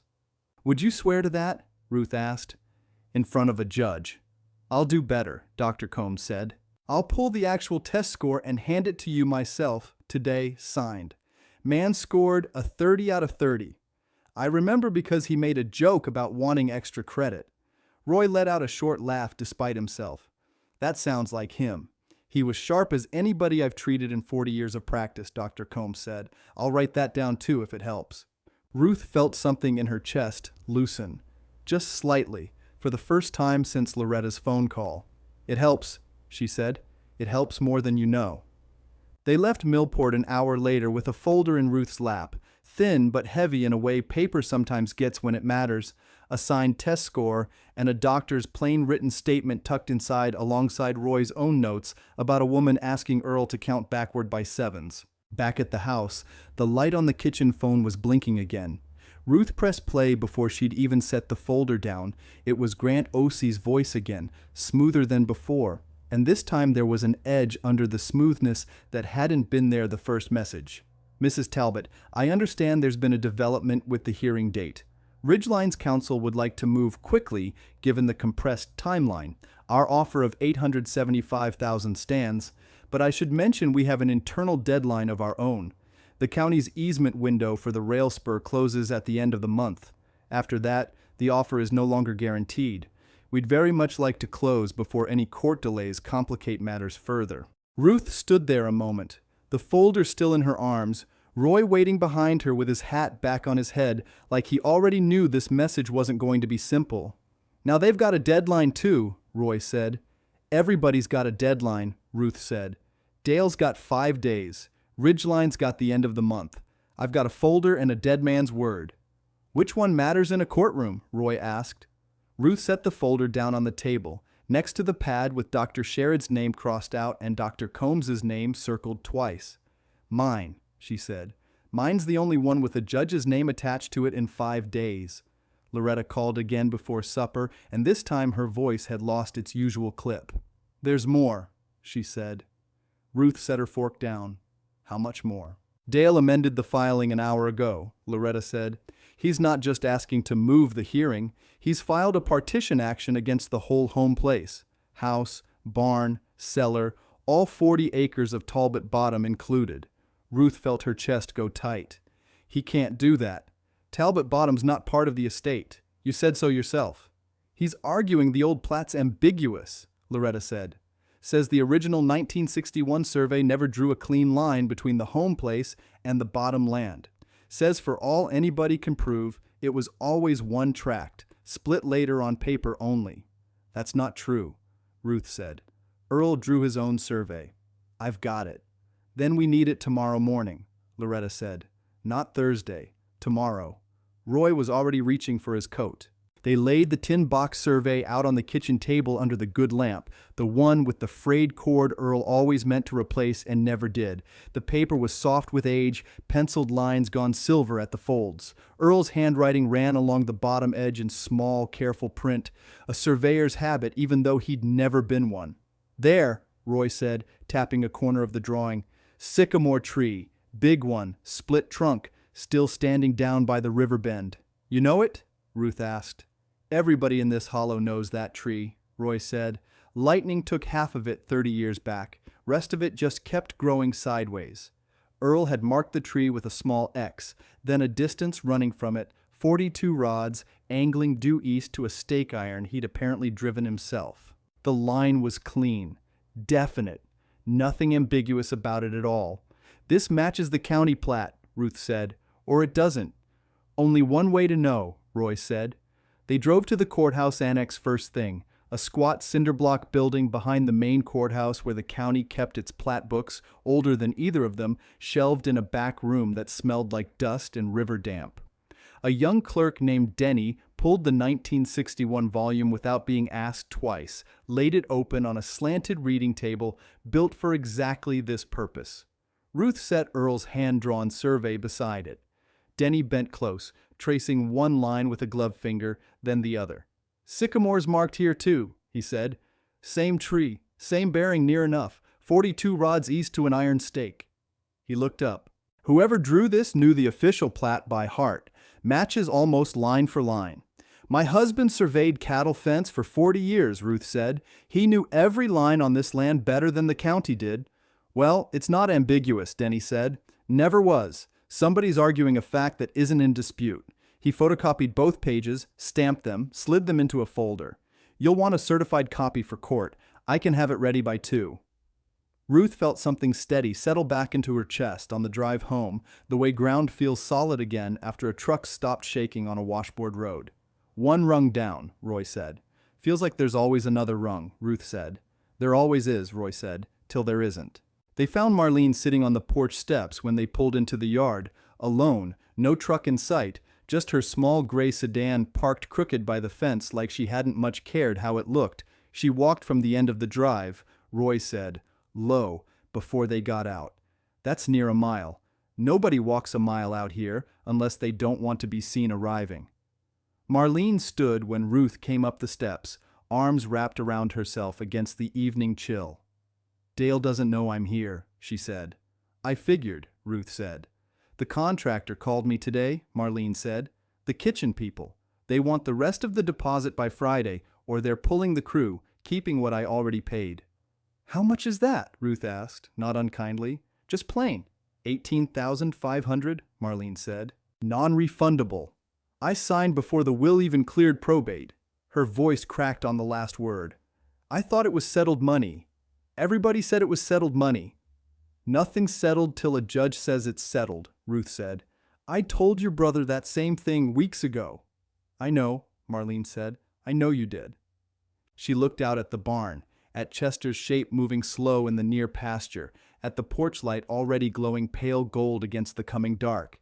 Dale says, if this new filing works, the whole place gets sold at auction. Splits 3 ways again, this time with the bottom land in it too. He says it could be worth over $1 million combined. It could be, Ruth said. If the filing worked, it won't. Marlene's eyes came up sharp. How do you know that? Because your father drew his own survey 30 years ago, Ruth said, matching the county plat almost line for line. Because there's no ambiguity for a judge to rule on. Dale's built a case on a crack that isn't there. Marlene was quiet a long moment, hugging her arms tighter. He told me the house was basically worthless, she said, that first week at the reading. Said the cellar was full of rot and the roof would cave by spring. Made it sound like doing you a favor. I remember, Ruth said. I was standing right there. I believed him, Marlene said, and her voice had gone small now, almost a girl's voice. I signed a contract for granite counters before the ink dried on the will, because I believed my own brother over the numbers in front of me. You're not the first person to trust family over paper, Ruth said. Won't be the last, either. Marlene wiped under one eye, quick, like she was embarrassed to be caught at it. I'm not asking you for money, she said. I'm not here for that. I didn't think you were, Ruth said. I don't know what I'm here for, Marlene said. Ruth studied her a moment, this woman 34 years old, standing in the porch light with a contractor's deadline pressing down on her and a brother's certainty crumbling underneath, no longer sure which one of them had told her the truth. Go home, Ruth said, gentler than she meant to sound. Get some sleep. Court's in 4 days. Whatever happens there happens in front of everybody, out loud, where nobody can shade it after the fact. Dale's not going to stop, Marlene said. Not till the judge makes him. I know, Ruth said. Marlene turned to go, then stopped at the top step, looking back at the cellar door standing at the corner of the house, patched brick pale, even in the dusk. He really bricked it shut himself, she said. Dad, with his own hands. He did, Ruth said. Why? Marlene asked, and for the first time since Ruth had known her, the question sounded like she actually wanted the answer, not the ammunition. Because he wanted to make sure it waited for the right person, Ruth said. Same reason he wrote initials on that door instead of a lock. Marlene didn't answer that. She walked back down the drive into the dark, footsteps crunching soft on gravel, and didn't look back again. Roy came to stand beside Ruth on the porch once the taillights had turned onto the county road. She's cracking, he said. She's scared, Ruth said. Different thing. Sometimes it's the same thing wearing a different coat, Roy said. Inside, the phone light was blinking again, and Ruth almost let it ring through to the machine before she picked it up, bracing for Grant Osie's voice, or Loretta's clipped update, or some new complication crawling out of the woodwork. It was Dr. Combs instead. Wanted you to know I mailed the signed report today, he said. Certified. Should reach your lawyer by Thursday, ahead of the hearing. Thank you, Ruth said, for all of it. Earl was a good patient, Dr. Combs said. Never once missed an appointment in 20 years. That's rarer than you'd think in men his age. He paused. You tell that judge what I told you. 30 out of 30. Man wanted extra credit. Ruth almost laughed, despite everything sitting on her chest. I'll tell him. She hung up and stood a moment in the kitchen. Earl's survey still spread on the table under the lamp, the certified courthouse copy stacked beside it, Roy's written statement about the memory test folded on top, Dr. Combs's promised report not yet arrived but already spoken for. 4 days. The porch needed sweeping again, she noticed. Leaves drifted up against the rail since morning. She thought about Earl's words, the ones that had sent her down into that cellar in the first place, and how she hadn't understood them until she was standing in the dark with a crowbar in her hands. She didn't sweep the porch that night. She sat instead with Roy at the kitchen table, going through every page one more time, checking every date, every signature, every line that would have to hold steady under a judge's eye in 4 days' time, because Dale wasn't going to stop building on cracks that weren't there, and the only way through it was straight, in daylight, in front of everybody who'd ever doubted what her name was worth. The morning of the hearing came in gray and thick with fog off the river, the kind that sat low in the hollow till nearly 9. Ruth wore her good navy dress, the one she'd worn to Earl's funeral, and Roy wore a tie that looked like it had been folded in a drawer since his own wedding. The Hollis Creek Courthouse sat on the square downtown, brick gone the color of rust, columns out front chipped at the base. Loretta met them on the steps with a leather satchel stuffed thick with folders. Judge Pruitt's hearing us at 10, Loretta said. He's fair. Doesn't like theater. Give him facts, not feelings. I've got facts, Ruth said, holding up her own folder, enough to bury a man in them. Inside, the courtroom smelled like old wood and coffee. Dale sat at the far table already, dressed sharp, his attorney beside him, a thin man named Sturgill, with a briefcase too new for the room. Marlene sat one seat down from her brother, hands folded tight in her lap, eyes on the table instead of on Ruth. Judge Pruitt came in at 10, sharp, gray-haired, reading glasses low on his nose. He didn't waste time on pleasantries. We've got 2 matters folded together here, he said. A capacity challenge to Earl Talbot's will and a partition action on the home place and adjoining acreage. Let's take them in order. Counsel for the challengers. Sturgill stood. Your Honor, Mr. Talbot's medical history raises serious questions about his capacity at the time this will was executed. He was seen twice by a neurologist for cognitive concerns. For headaches, Loretta said, rising. Your Honor, may I offer the actual medical record, rather than a lawyer's summary of it? You may. Loretta handed the folder up. Dr. Combs, Mr. Talbot's physician of 20 years, ordered a full cognitive screening. Earl Talbot scored 30 out of 30. Perfect. Dr. Sherrod, the specialist, diagnosed migraines. Nothing more. Both are willing to testify by phone if the court wants to hear it live. Judge Pruitt read the page a long moment. Doesn't sound like a man in decline to me, he said. Mr. Sturgill, you got anything besides 2 headache visits? Sturgill glanced at Dale. Dale's jaw tightened. No, Your Honor. Then I'm dismissing the capacity challenge, Judge Pruitt said. The will stands as written. Let's move to the partition action. Dale stood this time himself, like he needed to say it in his own voice. Your Honor, the home place includes 40 acres known as Talbot Bottom. The original 1961 survey never drew a clear boundary. It's one tract. It should be sold whole, split 3 ways, same as everything else. Counsel for Mrs. Talbot. Loretta rose again, and this time she looked at Ruth first. A small nod before she looked at the judge. Your Honor, the boundary isn't ambiguous. Earl Talbot drew his own survey of the line 30 years ago, matching the county plat almost exactly. County records clerk can confirm. Bring him up, the judge said. Denny came forward from the back row, still in his work shirt from the annex, looking nervous in front of the bench. I compared both surveys myself, he said. Same sycamore tree, same bearing, 42 rods to an iron stake. There's no ambiguity. Never was. So noted, the judge said. Anything else, counsel? Loretta looked at Ruth again. Ruth reached into her folder and drew out a plain white envelope, worn soft at the corners from being carried, and handed it forward. Your Honor, Loretta said, there's one more document the court should see. It changes the partition question entirely.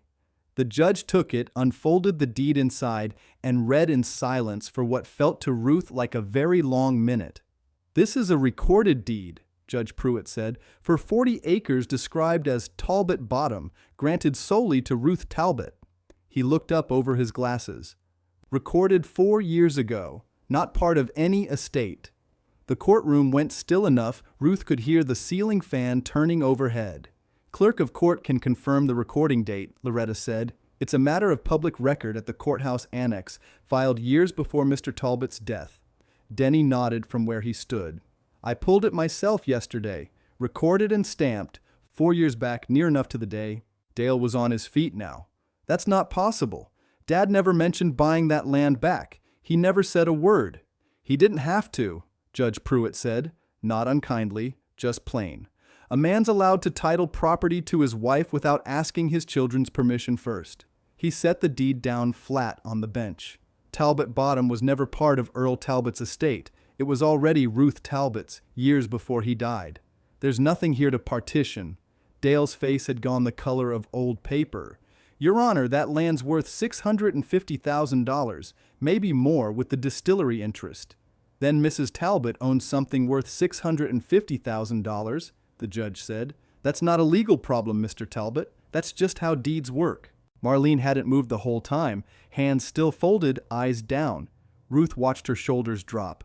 Slow, like something had finally stopped holding them up. The partition action is denied, Judge Pruitt said. Home place, cellar, and the 40 acres known as Talbot Bottom remain the sole property of Ruth Talbot, as recorded and as willed. The capacity challenge is dismissed. This estate is closed. He brought the gavel down once. Quiet. More habit than drama. We're adjourned. Dale didn't look at Ruth on his way out. Sturgill gathered papers fast, the way a man does when he wants to be gone before anybody asks him a question. Marlene lingered a moment at the table, and for just a second her eyes met Ruth's. For whatever it's worth, Ruth said, low, not unkind. I never once did this for the money. Marlene's mouth opened like she wanted to answer that, then closed again. She followed her brother out. Roy let out a breath beside Ruth, long and slow, like he'd been holding it since they walked in. Well, he said, I reckon that's that. Reckon it is, Ruth said. Loretta was already stacking her folders, calm as ever, but there was a small smile at the corner of her mouth she didn't bother hiding. $650,000, she said. Plus whatever's still in that coin box. Not bad for a woman who got told the house wasn't worth mentioning. It was never about the number, Ruth said. No, Loretta said, but it doesn't hurt that the number's real. Outside, the fog had burned off some, sun coming weak through gray cloud onto the courthouse steps. Dale's truck was already pulling out of the lot too fast, gravel spitting behind the tires. Marlene stood by her sedan a moment longer, keys in hand, looking back once at the building before she got in. Ruth stood on the top step with the empty envelope still in her hand, the deed itself now filed back with the clerk. Official and done. Roy came to stand beside her. Feels different than I thought it would, Ruth said. How's that? Quieter, she said. I thought winning would feel loud. Earl never did anything loud in his life, Roy said. Don't know why you'd expect his last trick to be any different. Ruth almost laughed at that, first real laugh she could remember having in weeks. She looked out past the square, toward the road that led back to Route 9, back toward the trestle bridge and the hollow beyond it, back toward a farmhouse with a bricked door that wasn't going to stay bricked much longer. Let's go home, Roy, she said. There's a cellar door needs fixing. They drove home with the windows cracked, fog burning off the ridges in long gray ribbons. Roy didn't say much. Ruth didn't either. Some quiet needs room to sit before anybody names it. Chester was waiting at the fence when they pulled in, ears up like he'd heard the truck from a half-mile off. He knows that engine, Roy said. 20 years he's known that engine. Ruth got out and walked straight to him, ran a hand down his nose the way she had every morning since Earl passed. We won, old man, she said. Don't know if that means much to you? Chester blew air through his nose and went back to the grass. Means plenty to somebody, Roy said. Ruth changed out of the navy dress before she did anything else, put on her work clothes, tied her hair back. Roy found her 20 minutes later standing at the corner of the house, staring at the patched brick where the cellar door used to be sealed shut. You're not fixing that today, he said. You've been in a courtroom since 9. I've been sitting since 9, Ruth said. I'd like to use my hands. She wasn't talking about brick and mortar exactly. She was talking about the year behind her. 6 weeks of grief stacked on top of a lifetime of being told she didn't count for much. Roy seemed to understand that without her saying it because he went and got the crowbar without being asked. They didn't tear anything down. The bricks Earl laid stayed where Earl put them, all but the ones already broken loose the night Ruth first went looking. What they built instead was a door, a real one, oak, hinges salvaged from the old smokehouse, set right into the gap so the cellar could be walked into like any other room in the house, instead of clawed open like a wound. Your husband would have wanted proper hinges, Roy said, holding the second one steady while Ruth drove the screws. Man-built fence corners you could set a level on. Wouldn't want to be remembered for a door hung crooked. He built the wrong kind of secret, Ruth said, but he built it well. By evening the door swung clean, no scrape, no catch. Ruth stood in the frame a long moment looking down the stairs into the dark where the coin box had waited 8 months for somebody to come find it. Sweep the cellar floor, she said, quiet, mostly to herself. Come again? Roy said. Something Earl told me before he died, Ruth said. Didn't understand it till I was standing at the bottom of these stairs with a crowbar. He wasn't talking about dirt. No, Roy said. I don't imagine he was. The phone rang while she was still standing there. She almost let it go, same as always lately, but something made her answer this one. Mrs. Talbot, Grant O.C., the voice said. I won't keep you. I heard how the hearing went. Word travels fast in a county this size. It does, Ruth said. I'd like to put something in writing, Grant said. A formal offer. Riverbend wants Talbot Bottom for the new warehouse and barrel yard. $650,000, same figure we talked about before, but I can also structure it as a lease if you'd rather keep the land and just take the income. $40,000 a year, 20-year term, renewable. Ruth looked out the kitchen window at the dark shape of the barn, at Chester's pale coat catching what was left of the light. That's a lot of numbers for one phone call, Mr. O.C. I know it is, he said. Take your time. I'm not going anywhere, and neither's the river. I'll think on it, Ruth said. I've had enough people telling me what my land's worth for one lifetime. I'd like to decide that part myself. Fair enough, Grant said. You've got my number. She hung up and told Roy the shape of it, standing there with the receiver still warm in her hand. "Sell it or lease it," Roy said. "Either one, you never have to worry about a roof or a hospital bill again long as you live." "I know," Ruth said. "Doesn't mean I have to decide tonight." Loretta called an hour later with different news, the kind that didn't need a decision, just a witness. "Thought you'd want to know," she said. "The dealership in Charleston called Dale's bluff. He put $5,000 down on that Range Rover against his share of the estate. Salesman heard about the hearing, called to confirm financing, found out the money he was counting isn't there anymore. Deposit's gone. Non-refundable, same as Marlene's contractor. That's not something I take pleasure in," Ruth said, and found, some to her surprise, that she meant it. "You don't have to take pleasure in it," Loretta said. "Doesn't stop it from being true." Ruth sat with that after she hung up, turning it over like a stone in her palm. Dale had built his whole certainty on money that was never fully his to spend, and now the bill for that certainty had come due, same as it always does for people who count chickens before the incubator's even warm. She didn't call to say anything about it. There wasn't anything to say that wouldn't sound like gloating, and Earl hadn't raised her to gloat, even if Earl's own children had raised themselves to expect it. 2 days after the hearing, a car came slow up Persimmon Ridge Road in the middle of the afternoon. Not creeping like Marlene's had before, just driving normal, like somebody who'd decided ahead of time they had a right to be there. Ruth was in the garden when she heard tires on gravel. She stood up, dirt on her knees, and watched Marlene get out. No contractor folder this time. No crooked parking by the fence. Marlene walked up like a woman who'd rehearsed what she meant to say and wasn't sure anymore if the words still fit. "I'm not going to stay long," Marlene said. "You're welcome to," Ruth said, "but I won't hold it against you either way."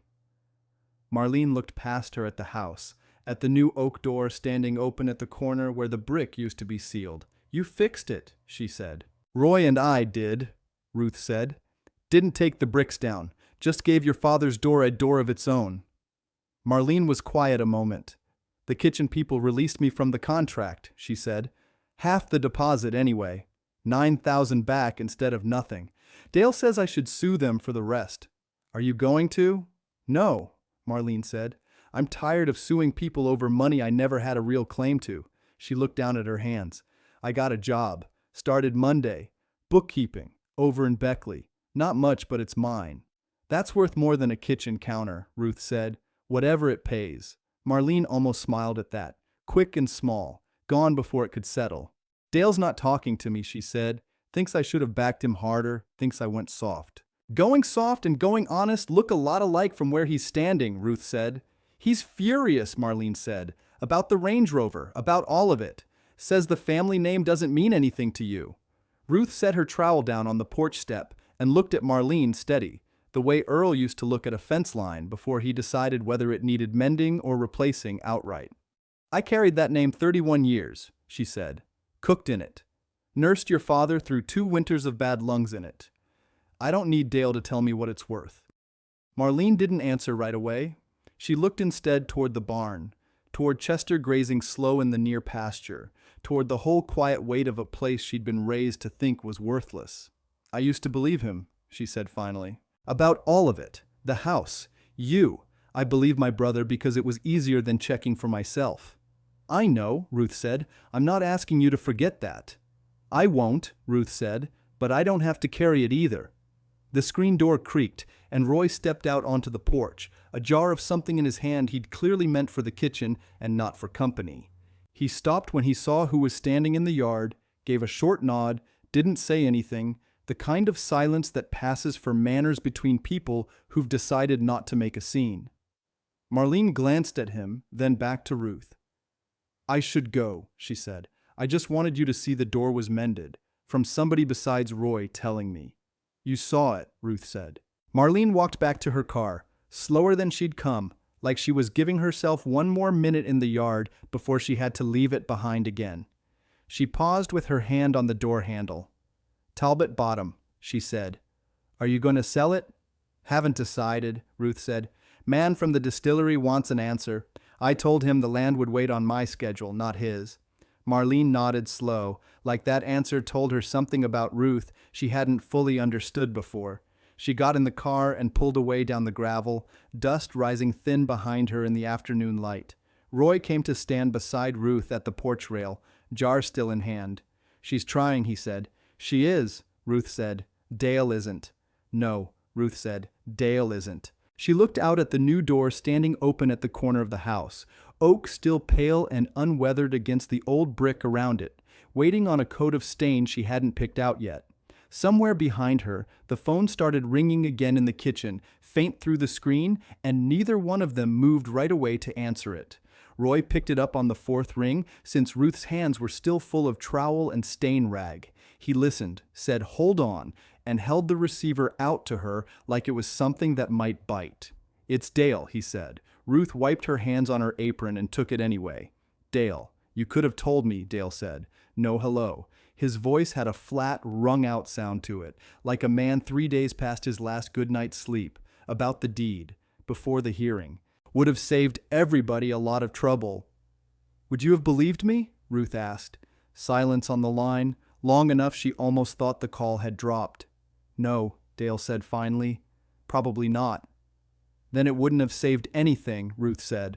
"Just moved the argument to my kitchen table instead of the courthouse." "The dealership's suing me," Dale said, "for the rest of the deposit. Says I signed for financing I don't have." "I'm sorry to hear that," Ruth said, and she was in the plain way. You're sorry to hear any man's roof is leaking, even a man who once told you your own roof wasn't worth the shingles on it. "Sorry doesn't cover $4,000, Dale said. "No," Ruth said, "it doesn't. I never said it would." "You could help," Dale said. "Quieter now. Some of the fight gone out of it. You've got money now? Real money. Wouldn't take much off you to make it go away." Ruth looked out the window at Chester grazing in the last light, at the new oak door standing open where the brick used to be. "I could," she said. "I won't." "Why not?" "Because you never once asked me for help," Ruth said. "You asked me to disappear." "Those aren't the same conversation, Dale, and I'm not going to pretend they are just because it's convenient for you now." Dale didn't answer that. She heard him breathe out, hard, through his nose. "Your father built fence corners a man could set a level on," Ruth said. "He didn't leave you nothing. He left you a cattle operation and $40,000 cash and every piece of equipment on that place. That's not nothing, Dale. That's just not everything." "Feels like nothing next to $650,000, Dale said. "Then I reckon that's the part you'll have to sit with," Ruth said. "Same as I sat with, for whatever that's worth, for about 6 weeks running." She heard him start to say something else, stopped himself, and then the line went dead without another word. Ruth set the receiver back on its cradle, slow, and stood there a second with her hand still resting on it. "He hang up on you?" Roy asked. "He did," Ruth said. "Good," Roy said. "Man needs to sit in his own mess a while before anybody hands him a shovel. That's about the size of it," Ruth said.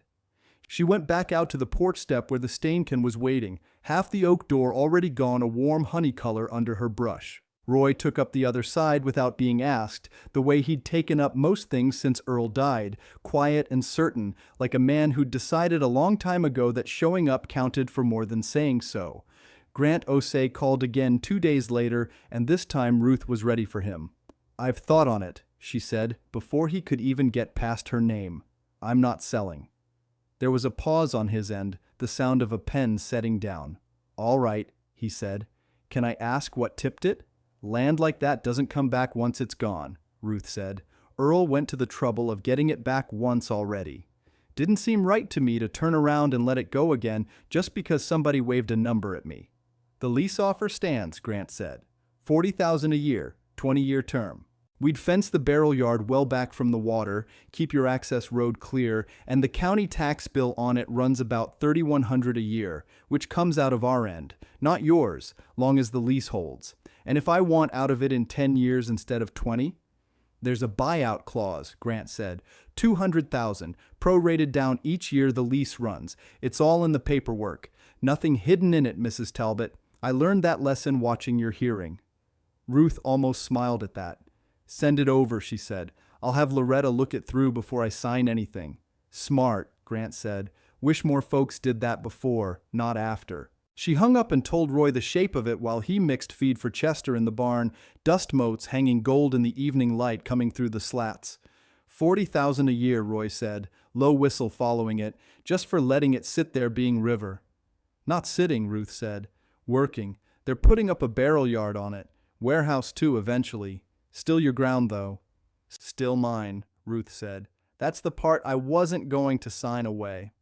Loretta drove out 2 evenings later with the lease papers in a folder thinner than the ones she'd carried into the courthouse and sat at Ruth's kitchen table, reading through it line by line with a pencil, marking places she wanted language changed. This clause here, she said, tapping a page. Automatic renewal, unless either party gives notice 90 days out. I'd want that changed to you having final say on renewal, not automatic on their end. Change it, Ruth said, and the buyout figure. $200,000 flat, no matter how many years are left on the lease. I'd want that adjusted so it's fair either direction. You know more about this than I do, Ruth said. Fix what needs fixing.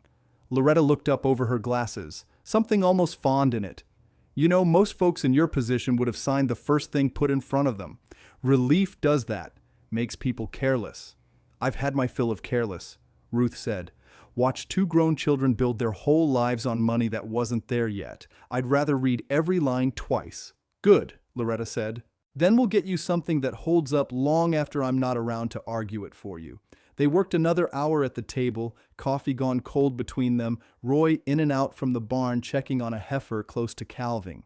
By the time Loretta packed her folder up to leave, the lease was marked with enough pencil to need retyping, but Ruth felt steadier about it than she had about anything since the will was first read out loud in that lawyer's office. I'll have it back to you clean by the end of the week, Loretta said at the door. $40,000 a year is a fine number, Ruth, but you didn't need me to tell you that. You already knew what your land was worth. Just took the county a while to catch up.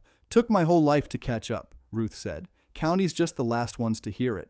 Loretta laughed at that, short and real, and drove off down Persimmon Ridge Road with her headlights cutting twin lines through the dark. Ruth stood on the porch a while after the taillights disappeared past the bend, listening to the creek somewhere below the ridge, steady as it had always been, same water that ran through Talbot Bottom, same as it ran under the trestle bridge, indifferent to deeds and courthouses in any of it. Roy came up from the barn, wiping his hands on a rag. Heifer's fine, he said, just restless, same as everybody else around here lately. Everybody's got a right to be restless, Ruth said. Been a strange season. Getting stranger, Roy said. You hear Marlene's looking at a little place over in Beckley? Close to that bookkeeping job. I hadn't, Ruth said. Good for her. Dale's still parked at his mother-in-law's, is what I heard, Roy said. Range Rover's gone back to the dealership. Traded it for a used truck and a payment plan on the rest. Ruth didn't answer right away. She looked instead at the cellar door, Oak catching the last of the porch light, and thought about Earl standing right there with a trowel some cold winter night, sealing a door shut so carefully that not even his own son ever thought twice to ask why. He'll land somewhere, she said finally. Might take him longer than his sister, but he'll land. You always did give him more credit than he's earned, Roy said. Somebody's got to, Ruth said. Might as well be me. I've got plenty to spare these days. Loretta's revised lease came back clean on a Thursday, every clause initialed in the margins, and Ruth signed it at the kitchen table with Roy standing behind her chair like he was witnessing something more than paperwork. $40,000 a year, Roy said again, like the number still hadn't settled all the way into him. First payment hits the account in 30 days, Ruth said. Grant's people are already surveying the barrel yard fence line. Your daddy-in-law would have had something to say about that river ground finally earning its keep. He already said it, Ruth said. Just took him bricking a door shut to say it. She mailed the signed copy back herself, drove it into town rather than trust it to the box at the end of the road, and on the way home she stopped at the hardware store for a can of exterior varnish and didn't think much of it until she got back and found Roy in the barn with a scrap of oak clamped in a vise, a chisel in his hand, sawdust curling off the edge of it onto the dirt floor. "What's that going to be?" she asked. "Thought the door needed something on it," Roy said. "Been staring at that bare wood 2 weeks now. Didn't sit right. Plain like that. Didn't sit right. How? Every door on this place has a name to it one way or another," Roy said. "Barn doors got Talbot Cattle Company burned into the header, 30 years old now. Smokehouse doors got Earl's granddaddy's initials cut in the corner. That cellar door's the only one on the whole property saying nothing at all." Ruth set the varnish can down on the workbench and watched him work a while, the chisel biting shallow curls of oak with each turn of his wrist, steady as a man who'd done this kind of thing before and just hadn't mentioned it. "You carved the smokehouse letters?" she asked. "My daddy did," Roy said. "Taught me some of it. Never had much call to use it since, outside a fence post here and there. What's it going to say?" Roy didn't answer right off. He turned the wood in the vise, checked the angle of the first letter against the grain, and only after he was satisfied did he look up at her. "Talbot Bottom," he said. "Seemed like the ground ought to have its name on the door, same as the rest of the place does. Even if the door and the ground aren't sitting next to each other." Ruth felt something catch in her chest, quick and warm, gone before she could put a proper word to it. "Earl would have liked that," she said. "Earl would have carved it himself if he'd lived long enough to finish what he started," Roy said. "Man went to the trouble of bricking a whole door shut just to keep a tin box safe till you were ready for it. Seems like somebody ought to finish the job proper. Put a name where the bricks used to be." He went back to work, and Ruth pulled a stool up to the bench and watched the letters take shape one at a time, T, then A, then L, rough at first and then cleaner as his hand found its old rhythm again. Chester nosed at the barn door behind them, restless in the heat, and Ruth got up once to fill his water trough before she came back and sat down to watch some more. "You ever think on why he picked you to tell, instead of just leaving a letter?" Roy asked, not looking up from the wood. "I think on it most days," Ruth said. "I figure a letter can get lost, can get read by the wrong person before the right one finds it. But a man who trusts you'll go down in that cellar sooner or later, on your own, without being told to, that's a different kind of trust. Harder to fake." "He trusted you'd go down at all," Roy said. "That's the part that gets me. Man could have told Dale, could have told Marlene, could have told the lawyer, put it all in the will plain as day. Instead, he bricked it shut and waited on you to want a reason to look." "He knew I'd sweep that cellar floor eventually," Ruth said. "Same as he told me to, before he passed. Didn't figure I'd need telling twice." Roy set the chisel down and blew the dust off the letters so far. Talbot was cut clean across the top of the board, the last two letters of bottom still waiting under his hand. "Dale would have torn that door down looking for something to sell," Roy said. "Marlene would have walked right past it thinking it was just an old cellar nobody used anymore. Earl knew both those things about his own children. Didn't make it easy to hear, I imagine, knowing that about your own blood?" "No," Ruth said. "It didn't. But he knew it about you too," Roy said. "That you'd go looking not for what you could get out of it, but because he told you to and because it needed doing. That's not nothing, Ruth. That's a man reading people clear right up to the end." Ruth didn't answer that right away. She watched the last letters take shape, M finishing rough at the corner, and thought about Earl standing right there in that same barn, some cold night the winter before he died, mixing mortar in a bucket, laying brick by brick over a door nobody would think twice to ask about. He'd have known his hands were failing him by then, would have known he was running out of winters to finish what he'd started, and still he'd gone down there anyway, alone, in the cold, to make sure the one person he trusted would have to go looking to find what he'd left her. "Man does something like that," she said finally. "He's not just hiding money. He's telling you something about how he wants to be remembered." "What's that?" "That he saw me," Ruth said. "The whole 31 years. Saw what I did and didn't get thanked for." And he didn't have the words to say it plain, not at the end, not with his lungs the way they were. So he built a door instead, bricked a door shut and let the door say it for him. Roy nodded slow, like that settled something in him too, some old question he'd carried since the day Earl had waved him off the barn, without explaining why bricks and mortar were suddenly on the list. "I'll get this varnished tonight," he said. "Ready to hang by tomorrow if you want it done that quick." "No hurry," Ruth said. "It's waited this long." "One more day won't hurt it." "Suit yourself," Roy said, and went back to smoothing the last letter with the flat of his thumb, checking the grain for splinters before he'd call it finished. Ruth left him to it and walked back out to the yard, past the new oak door standing open at the cellar entrance, cool air still drifting up out of the dark below, same as it had the day she'd first pried the brick loose. She stood there a minute, hand on the frame, looking down into the space that had held Earl's secret quiet for 6 weeks after he was gone. The phone rang inside the house, faint through the screen door, and this time she didn't hurry to answer it. Whatever it was, Dale or Marlene or Grant Osei with another clause to go over, it would keep a few minutes longer. Some things she'd learned were worth letting ring a while before you picked them up. She went in eventually, dish towel over one shoulder, and lifted the receiver on the sixth ring. "Talbot Residence," she said. "Mrs. Talbot, it's Grant Osei." His voice had a different weight to it than usual, lighter. "Wanted you to hear it from me before the paperwork does. Distillery Board approved the full lease terms this morning. No changes to what your lawyer sent back." "That's good news," Ruth said. "There's one more thing," Grant said. "Company wants to put up a small marker at the property line once the barrel yard's built. Historical note mentions the Talbot family held that ground going back 3 generations before the buyback. Wanted your blessing on the wording before we cut anything." Ruth looked out the kitchen window at Roy in the barn doorway, holding the finished board up to the light, checking his own work the way a careful man always does before he calls a thing done. "Send me the wording," she said. "I'll look it over." "I'll have it to you by Friday," Grant said, and rang off with none of the stiffness he'd carried the first time he'd called her about the land. Ruth set the receiver down and stood a moment in the quiet kitchen, the smell of varnish drifting faint from the barn through the open window, mixing with supper cooking slow on the stove. Outside, Chester nickered once at nothing in particular, and somewhere past the ridge, the creek kept running the same steady line it had run long before any Talbot ever owned a foot of ground beside it.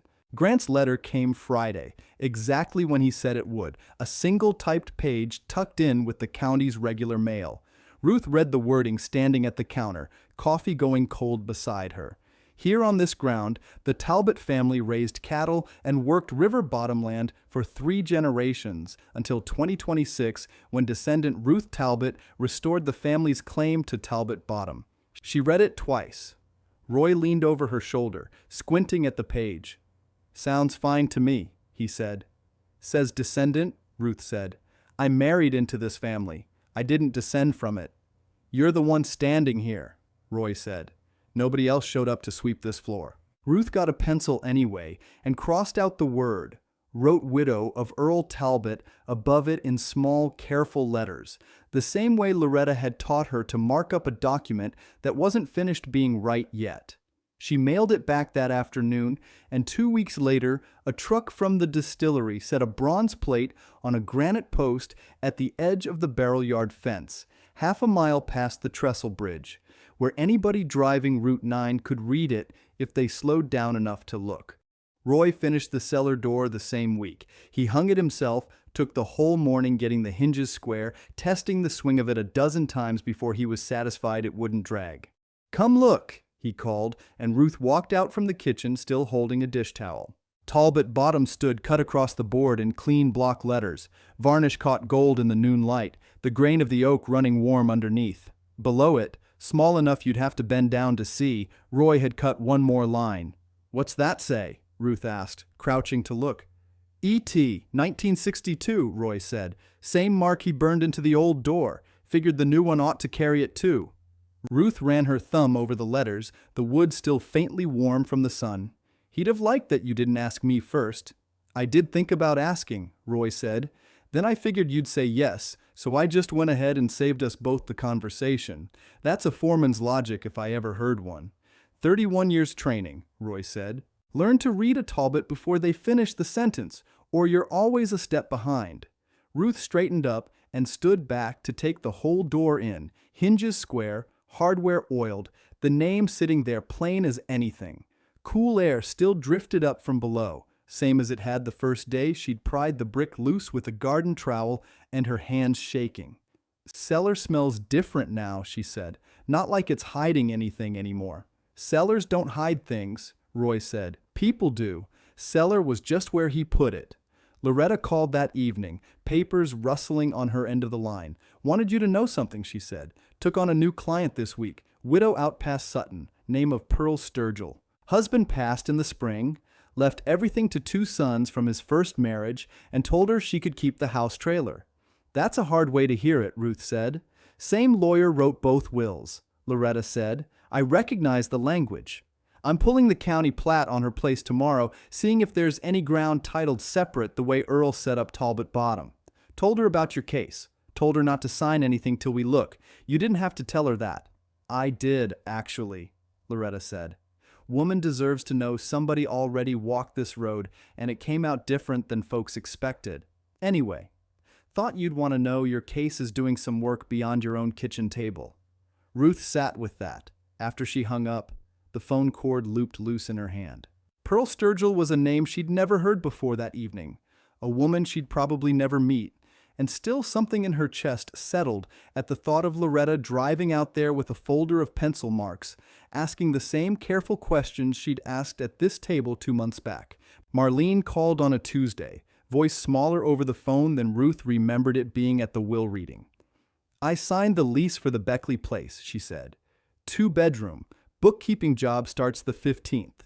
"That's good, Marlene," Ruth said. "Real good." "I owe you an apology," Marlene said, the words coming out stiff, like she'd practiced them in the car, "for the things I said. About the house. About you." "I know," Ruth said. "That's it, you know? I'm not going to pretend it didn't happen," Ruth said. "But I'm not going to carry it around either. You're trying to land somewhere decent. That's more than plenty of people manage." Marlene was quiet a moment. "Dale's still stuck," she said. "Won't talk about it much. Traded the Range Rover back, took a loss on it." "I heard," Ruth said. "He'll come around when he's ready. Can't rush a man into being ready before he is. You're not going to hold the house against us? Even after everything?" "The house was never the argument," Ruth said. "The argument was who got seen and who didn't. I've settled mine. Whatever you and Dale settle between yourselves, that's your business to finish." Marlene didn't push past that, and the call ended plain. No promises made bigger than either of them could keep. Ruth set the phone down and looked out at the yard, at Chester grazing slow near the fence line, at the new roof Roy had finally gotten up over the porch 2 weeks back, shingles dark and even against the gray wood underneath. That evening, she walked out to the cellar door one more time before supper, hand resting flat against the carved letters, the wood cool under her palm the way stone stays cool even in summer. Roy came up from the barn, boots loud on the gravel, and stood beside her without saying anything for a minute.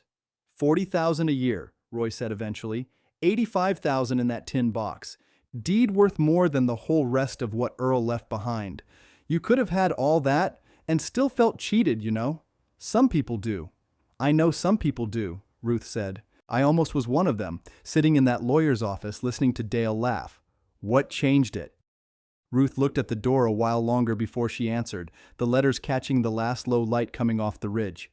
"It was never about the money," she said. "Money's just paper till somebody decides what it means. What mattered was Earl trusting me to go down there. Not Dale, not Marlene, me. He could have told anybody. Put it in the will plain as day for the whole world to read.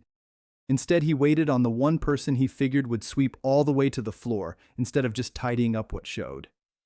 "You did that," Roy said, "before you even knew there was a reason to."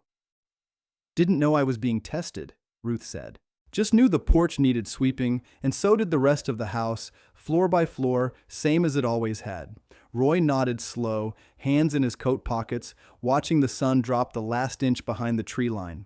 "Man builds a door like that," he said. "He's not just keeping something safe. He's telling somebody exactly how much he trusted them, in the only language he had left." "That's about the size of it," Ruth said. They stood there a while longer, neither one in a hurry to go back inside, the creek running its same low, steady line somewhere past the ridge, same as it had the night Loretta drove off with her lease papers, same as it had every night since Earl first mixed mortar in a bucket and carried it down those cellar stairs alone. Chester nickered once from the pasture. Somewhere down toward the trestle bridge, a car passed slow on Route 9, headlights sweeping briefly across the barrel yard fence and the small bronze marker standing at its edge, before the road carried it on toward Sutton and whatever waited for it there. Ruth turned the porch light on before she went in, the bulb catching the carved letters on the cellar door one last time before the dark settled all the way down over Persimmon Ridge Road. The door stood open a crack, cool air still rising from the dark below. Ruth left it that way and went in to finish supper.